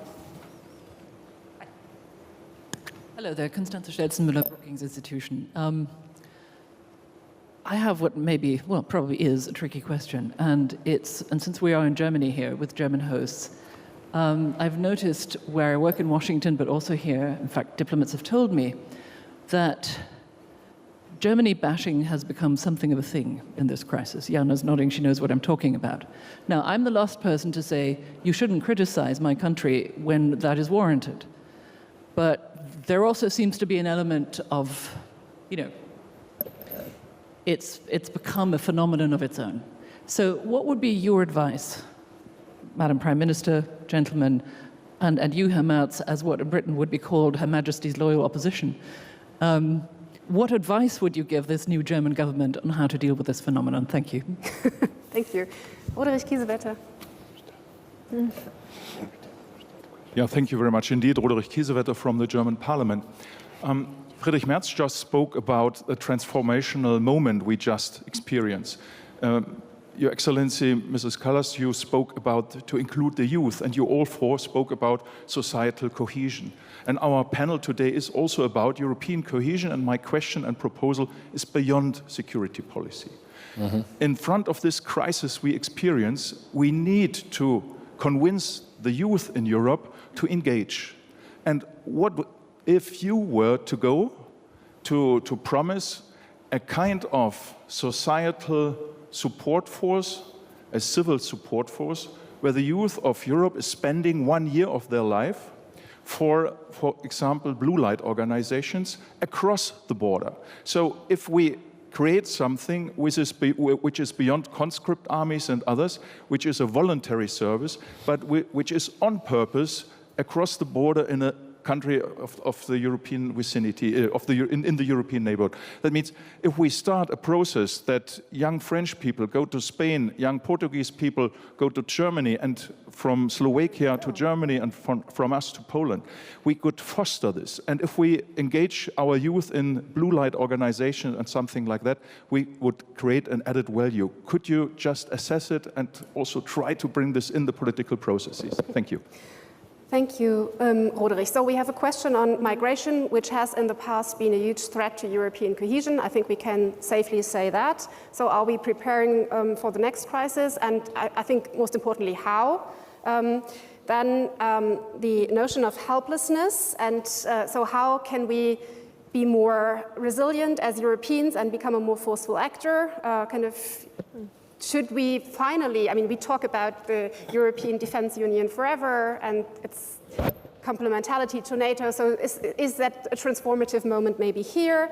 The Germany bashing question, so what would be your advice? And the European voluntary service, but I would connect this, the last question also with what would be actually your elevator pitch if you had 30 seconds and you had a young citizen of your country in front of you, highly skeptical about the European Union. What would be your liner, or your one-liner, how to turn it around? We don't have those. No. Maybe we start this time with Friedrich Merz, go the other way around? In brief, two answers. The first one is leadership within the European Union on these different issues. And second is what my colleague from the German Parliament asked, to give the younger generation a perspective to get involved and to help to resolve the problems. Because the precondition, in my view, is that the answer to our British colleague there, the world will become unsafer within the next couple of years, more or less the next decade. And it's completely open what happens at the end. We are under pressure. And that's the reason why we have to do anything what we can do. Leadership, clear structures within the European Union, focus on the competencies the European Union really has, and to get the younger generation included. Was it 30 seconds? No, yeah, but no, 30 seconds was only for this kind of part of the many questions. You don't need to stick to it in total. Yeah. That's why I follow up on the Germany bashing question, because how do you perceive this, like being in opposition, being highly critical with the German government yourself? What do you make of it? We are used to that for many years, that this always is happening. But on the other hand, Germany is doing so much, not just on defense, but also on global responsibility in so many places in the world. I think there is no reason for Germany bashing, as long as we are sticking to our obligations, as I said, in the European Union, and as long as we are willing to be under those member states who are really pushing this European Union ahead with a clear agenda for Europe and for our own country. Mm-hmm. Thank you. Foreign Minister. Yes, I will tackle the question on migration, because that's a very important one. That's one of the main challenges of Europe nowadays. And also we will see more and more in the next few years, and I agree with you, the unacceptable political use of irregular migration to put pressure. It will be a sort of option to a real war. And we have to be ready for that. Of course, the answer of Spain, what we will do, it's already there by action. What we have been doing in the last few years is we are an external border of the European Union. We know very well the irregular migration phenomenon, and we take care of our load, our national load. But every summer and every time Spain has been needed, we have also taken a part of the share of those boats that are with irregular migrants, and we have shown European solidarity. And this is very important, because what we are confronted in the migration issue is, if we believe in European solidarity, or we only think that European solidarity is when we are debating and discussing about European cohesion funds or structural funds. If you think that European solidarity should be there in order to receive funds, you must also show European solidarity when you must take a load of something that is not so nice. Because at the end, irregular migrants don't come to Spain or to Greece or to Italy or to Poland. It can happen to any country. It comes to Europe. So if the scope of the problem is European, the only answer can be European, and that will show the real solidarity. And there was this idea of making young people make 1 year to spend in a sort of voluntary program. I think that I would have to reflect exactly on that idea, but if we take what has been the most successful European program, Erasmus. Right. Exactly. So that's the right path. Starting from the beginning, and to a young Spaniard, if I would have 10 seconds to tell him something, is just one clear thing. Your life would be not as good as it is without the European Union. And as fast as possible, we should take the Brits again into the program. Sorry, I didn't... As fast as possible, we should take the Brits to the program again. Yeah. I think that depends very much also on the British position on this. But we can try, always. So on Prime Minister De Croo. on the elevator pitch, I would use a line I read from Tony Blair recently, who said, the problem these days is that politics is only about politics, whereas it should be about ideas and about solutions. And that's the big issue these days. The only thing that people see from politics is the opposition. I don't agree with you, and I don't agree with you, which is easy. I mean, that's easy. But the real thing that people expect from us is, you know, we might be from a different party, but what are we going to do together? And how do we go forward? And that is lost in these very polarizing times. And Europe is actually good at that. That's the success of Europe. I mean, the virtue of democracy is not the majority. the virtue of democracy is the protection of minorities. And no one in the world has been better than Europe in protecting minorities. Then maybe rapidly on defense and on should we increase spending. Look, if you compare US spending and European spending, we do, I think, 40% of what the US does. So it's significantly lower. But if you look at the output is 15%, 1.5. So today, our European defense spending is not 1 + 1 is equal 2 or equal 3. 1 + 1 is equal 1.5. And that's because each one of us still have their own programs and their own standards and so on. And that, for me, is much more important than saying, oh, we had 2%, let's go to 3%. It's not so much about more spending, it's how do we spend it and how do we put it together. And there we have a gigantic leap to make. And for us, NATO is the cornerstone of our collective security. But NATO will function better if we Europeans pull our weight together and if there is a better balance between the US side and the European side. Yeah. And on Germany, one small comment. Oh, on Germany bashing, yeah. Oh, come on, let's stop this. and let's be clear in this crisis. I mean, is Germany a reliable partner? Yes. Stop. Yeah. End of discussion. Absolutely. Germany is a reliable partner. And I guess you agree, Prime Minister Kallas. Yeah. Oh, well, first on Germany. I mean, I've had this question. You had tough weeks, actually. Question from the German media all the time. So, to criticize the German government for not giving the consent on the howitzers. Feeling very uncomfortable to be in the middle of German internal political discussions, but it's up to Germany to decide what they do and what they don't. But as Alexander said, is Germany a reliable partner? Yes. Is a strong ally? Yes. So nothing to see there. On the European defense, I totally agree with you. We have to spend more on European defense. We have increased our spending in defense. It's more than 2.4% now of our GDP, and of course it's our own defense plus the collective defense. But what I'm worried about in these discussions is that, you know, making the armies of Europe stronger and make them cooperate, you know, is a good thing. Creating an alternative, you know, structure, chain of command to NATO is problematic. And sometimes when I see around the European table the discussions on defense, I understand that for many countries in European Union who have much nicer neighbors than we have, you know, it's a nice theoretical discussion around defense. For us, it's everyday worry. We actually have to think about this all the time. And therefore, I would be very, very careful. I mean, the transatlantic alliance is very important, but making our army stronger is also important. On the migration, I think what our adversaries have understood is that migration is the vulnerability of Europe.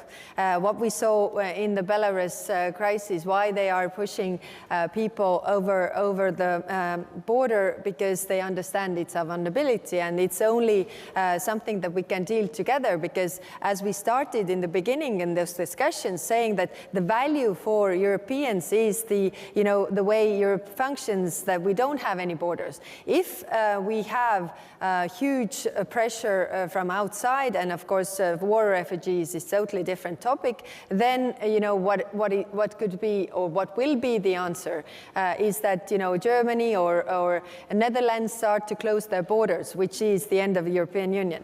And lastly, my elevator pitch for the young Estonian who is doubting in European Union or Europe, I say that look at our history. We have, being in the geographical position where we are, we have two choices, either to be with Russia or to be with Europe. We have been with Russia. I can tell you it was not nice. So Europe is the way.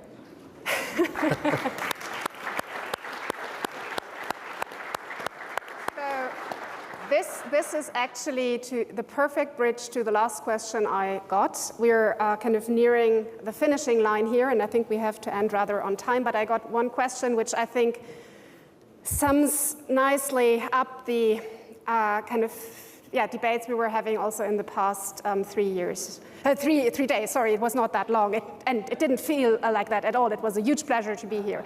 A faster integration of countries belonging to the former USSR, it says here, would interfere again with the Russian need to a buffer zone. How do you deal with that? And it's exactly, Prime Minister Kallas, if you say kind of either we are with Russia or we are with the European Union. Ukraine has, in 2014, made a choice.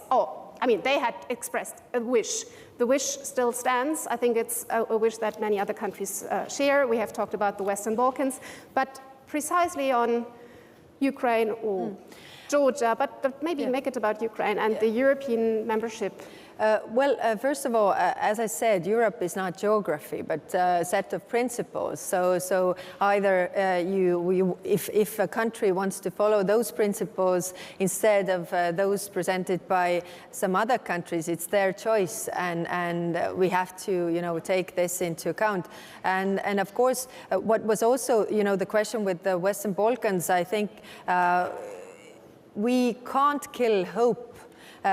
Because if the hope is killed to join the European family and also, follow the principles that we agree and stay true to the principles, then it's also a signal to all the other countries that might take up the path of democracy and the principles that we follow in Europe, the values that we share here. So we can't kill hope. We have to make our own steps if the countries are moving forward. And we can't really break our promises that we have given to those countries. Thank you.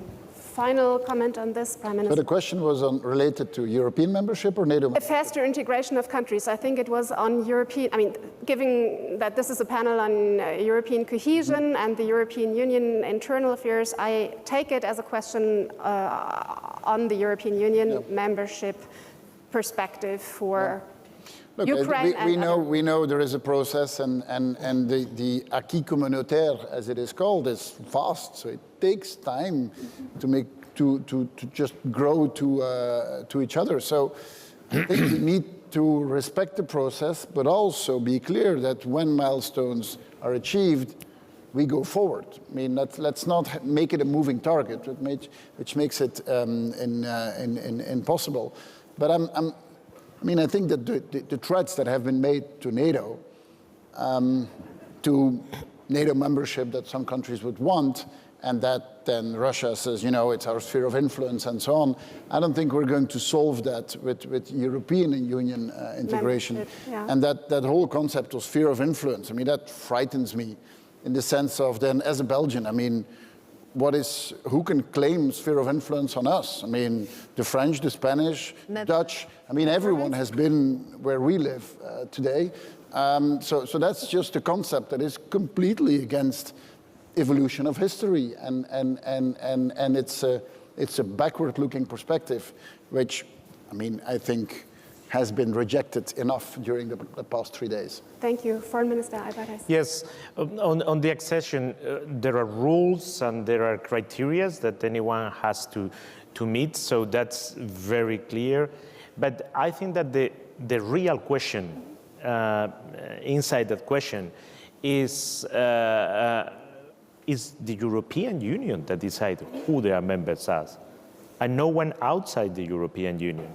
And that's what's at stake right now. It would be the same answer for NATO.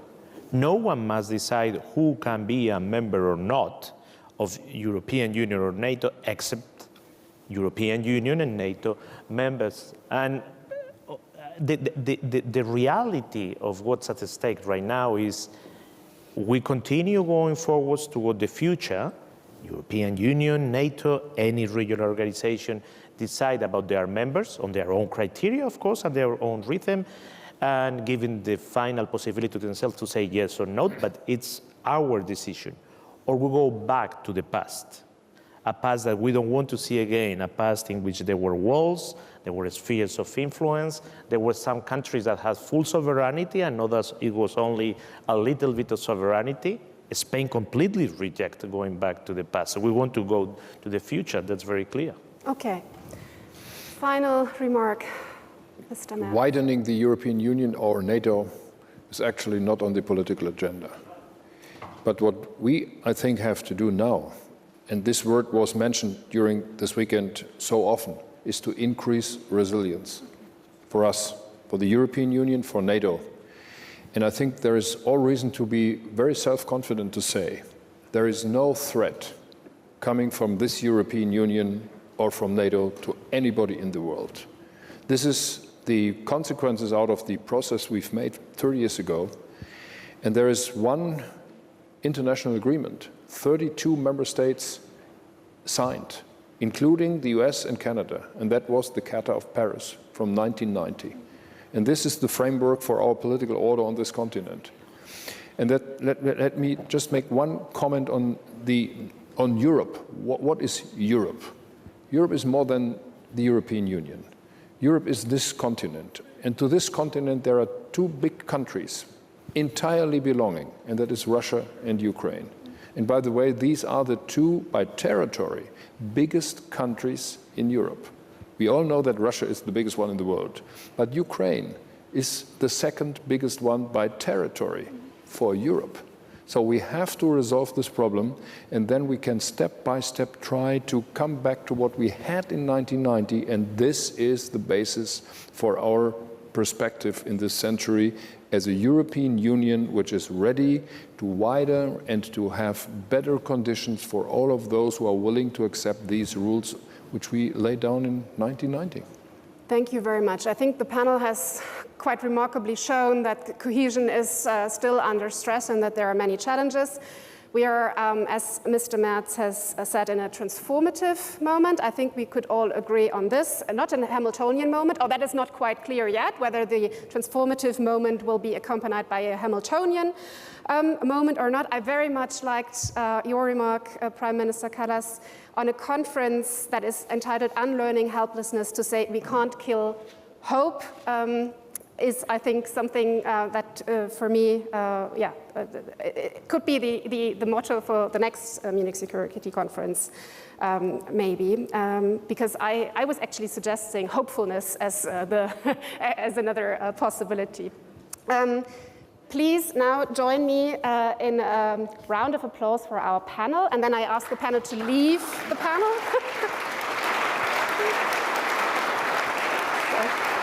Could you?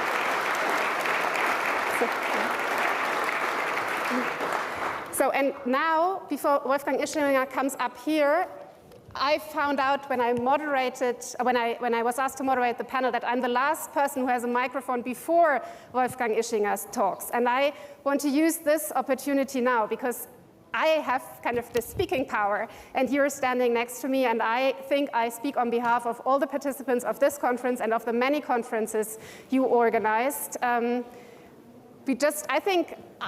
I feel privileged to thank you for everything what you did, and I would like, before I leave the stage, to stand up and give a round of standing ovations and applause to Mr. Ischlinger.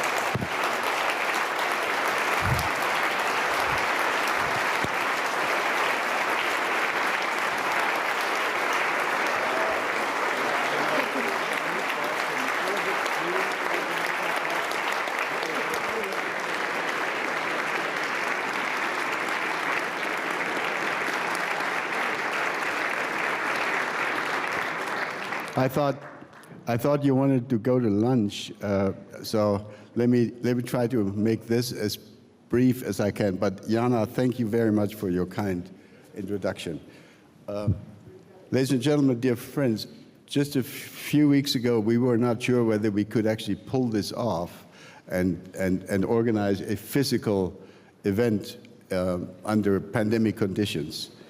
I'm really proud on behalf of my entire team that it actually worked, I think. And I also think that this annual conference happened to come at the exact right moment, namely at a critical moment in European history and in global diplomacy, hopefully only diplomacy. My own sense is that this weekend is sending, has sent, and will send a message of transatlantic unity, a message of resolve, a message of determination to uphold our principles, our values, our principles of of what we thought was an established European security order. As a matter of fact, I saw very little Westlessness this year here in the room, and that's good.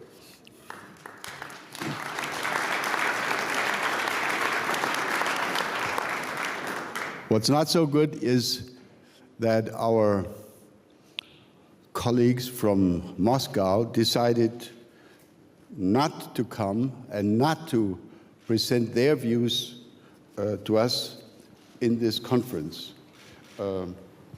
As we conclude this meeting today, I'm sorry to say that we live under a growing risk that there might once again be the use of military force to change borders, to change the existing order of security in Europe. I hope I'm wrong. But given these enormous challenges and threats, I want to say on behalf of my team that as far as the Munich Security Conference is concerned, we will commit ourselves to making the effort to re-engage, to work on the repair, on the re-establishment, on the reinvigoration of something which deserves to be called a sustainable European security order. We will contribute to that, everything that we can contribute. We want an order of peace for this entire continent. This current debate, I'm old enough to remember, and this debate reminds me a little bit of the so-called Euro missile crisis of roughly 40 years ago. In my own diplomatic career, that was the only moment where I thought things might actually get out of hand. Now, it turned out that this crisis of the early 80s did not get out of hand. And that at that time, a strategy of a combination of deterrence and engaging, of preventing escalation by active diplomacy and by signals of strength, actually paved the way for a diplomatic solution, for negotiations, and for what was then called the double zero solution in the INF matter. So what does this tell us? It tells us that actually, in diplomacy, nothing is totally impossible. Nothing is totally impossible. I'm telling you this as a German because I also remember that just a couple of years before 1990, very few Germans thought that unification was something that was going to happen in our lifetimes. So my lesson is, if you have the necessary determination, if you deploy the necessary sense of unity, and if you also deploy a certain kind of strategic patience, you will actually succeed. I think that, for me, is the lesson. The other issues which we should be paying even more attention to with our conference activities should not be forgotten. We need to devote more time again, and I'm sorry that the Russia crisis overshadowed most of our events, large and small, during this weekend. But we need to talk about climate. We need to talk about pandemic prevention. We need to talk about how to prevent the further erosion of liberal democracy and so many other issues. There's a lot to do. Finally, a word about the conference itself. We've actually worked hard to modernize this conference and to make it also more diverse. This includes a better representation by women on our panels and podiums. It also includes more equitable geographical distribution.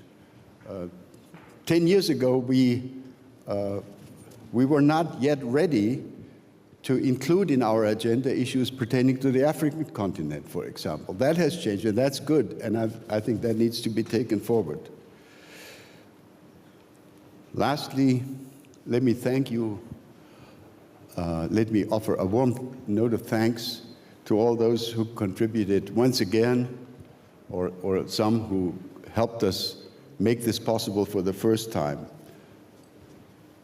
The sponsors, the partners, our host broadcaster, the Bayerische Rundfunk,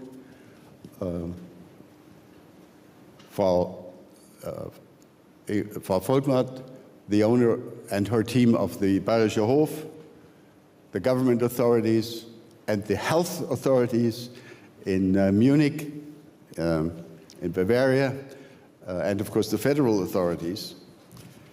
And finally, last not least, since this is the last time I'm doing this in 14 years, I want to really pay tribute to the team.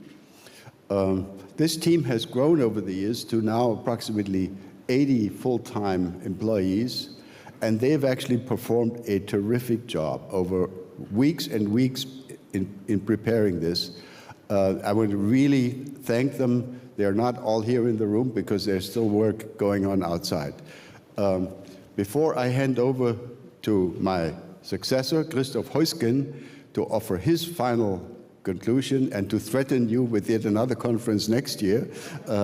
So I want to thank my team, Benedikt Franke, but of course I also want to pay a particular tribute to my deputy, Ambassador Boris Ruge.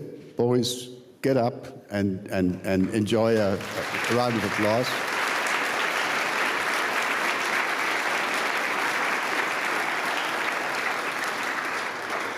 I have benefited personally enormously from these 14 years. I have won new personal friendships. I have learned a lot, far beyond what I learned in the diplomatic service. So I'm grateful to many among you, and certainly also to many who couldn't come this year. So on this happy note at the end, Christoph, now is the moment for you to take over. Here you go. Nein, bleib auf der Bühne. Dear Wolfgang, I'm not Christoph, but it seems you think we will really let you go like this, let you get off lightly. No, we are not, and I'm afraid you have to wait for your lunch just a little longer. We thought long and hard what we could give Wolfgang for his 14 years at the Munich Security Conference. And he's always told us over and over again, the pen is mightier than the sword. So better way to pay tribute than a little surprise. The team, Tobias and I and the rest of the team, have asked 75 of you, many of you are in the room, Jane Harman, George Gruteru, Dr. Tedros, Karim, Espen Barth Eide, many of you have contributed. This is not a book about you. Why not? I'm sorry. But it's a book about the topic that has been so important to you and that I'm sure will be important. So that's the first of several surprises. Many thanks, Wolfgang, for everything that you've done for us and the team. You were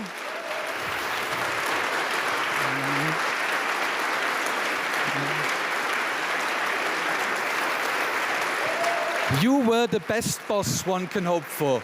Many, many thanks.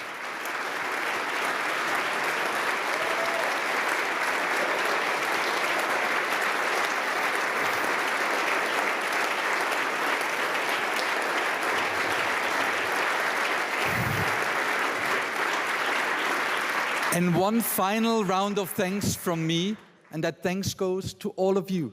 Thanks for putting up with us. Thanks for putting up with our health and safety regulations. Thank you for wearing the mask. The health and safety authorities were amazed by the discipline that you have shown over the last 3 days. Keep it up. And now, without further ado, Christoph, over to you.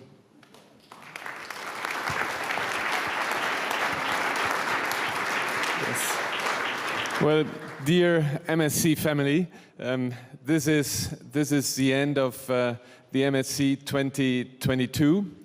this is also the end of the chairmanship of Wolfgang Ischinger of the Munich Security Conference, but it's not, and certainly not, the end of your involvement with the Munich Security Conference. Wolfgang, you will remain the chair of the board of the Munich Security Conference, and we all hope, your team, everybody hopes that you remain involved. I'm stepping in your shoes.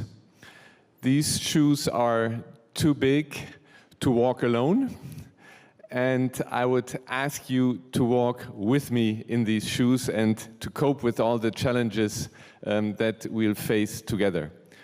Now, I don't want to say anything about the substance of this year's conference. You said it all. I have been asked, what will you change? And there's another English saying that is, if it ain't broke, don't change it. So we want to continue on the path that you have outlined, that we have a comprehensive approach to security, that we have more actors involved from the other continents, and this is the way we want to go. We want to preserve what you have created. You have created a world trademark, the Munich Security Conference. And we are all very thankful for it. And let me also, after having accompanied you, also thank the team. Without the team, without Benedikt Franke, without Tobias Bunde, despite his restlessness and helplessness, you know, we have heard next year there's going to be hope in this theme. Without the team that is supporting everything around here during the year in this conference, they were very frustrated for 2 years that there was no physical meeting. Now I see in their eyes the recompensation for what has been happened. So thank you very much, Wolfgang. And this is the second surprise. I cannot express the gratitude better than those who follow after me on this. So please stay tuned.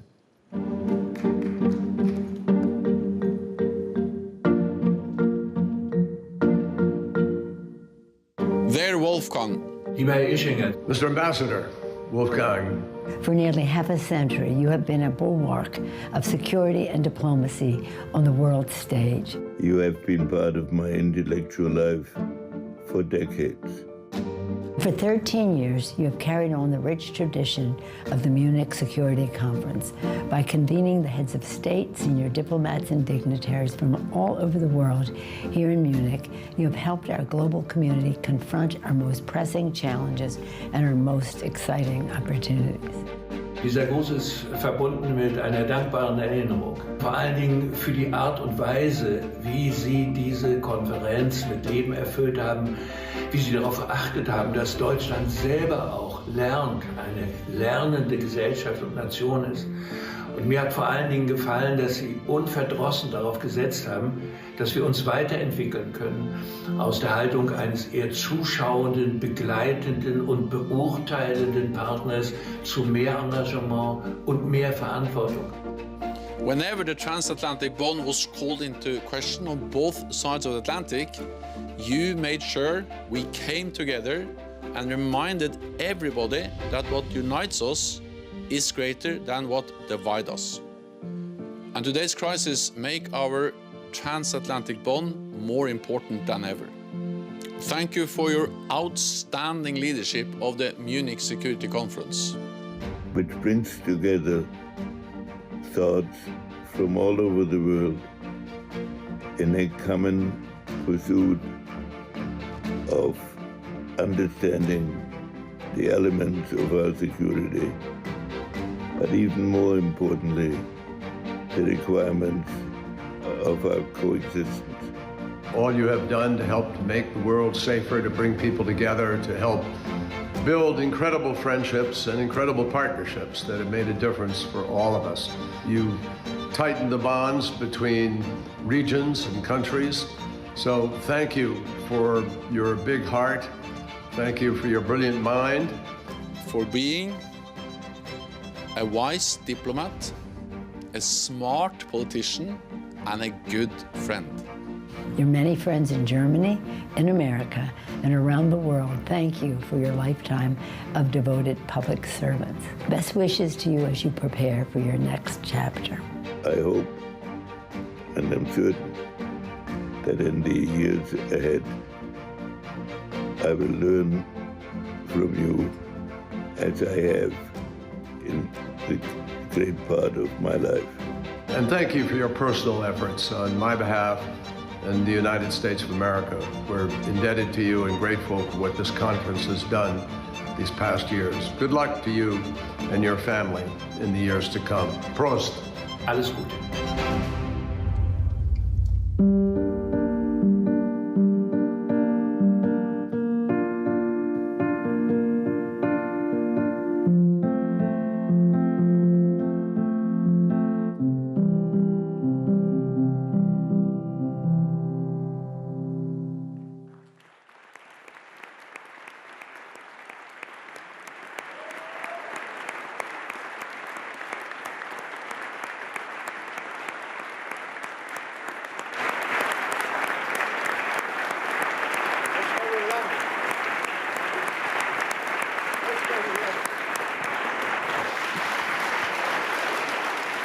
That's a wrap for today and for the 58th Munich Security Conference. Thank you for watching BR24 Live. My name was and is and will continue to be Dominik Possoch, unless you want to call me Dominik Posic, which is also fine. Enjoy the rest of your Sunday and I'll see you around.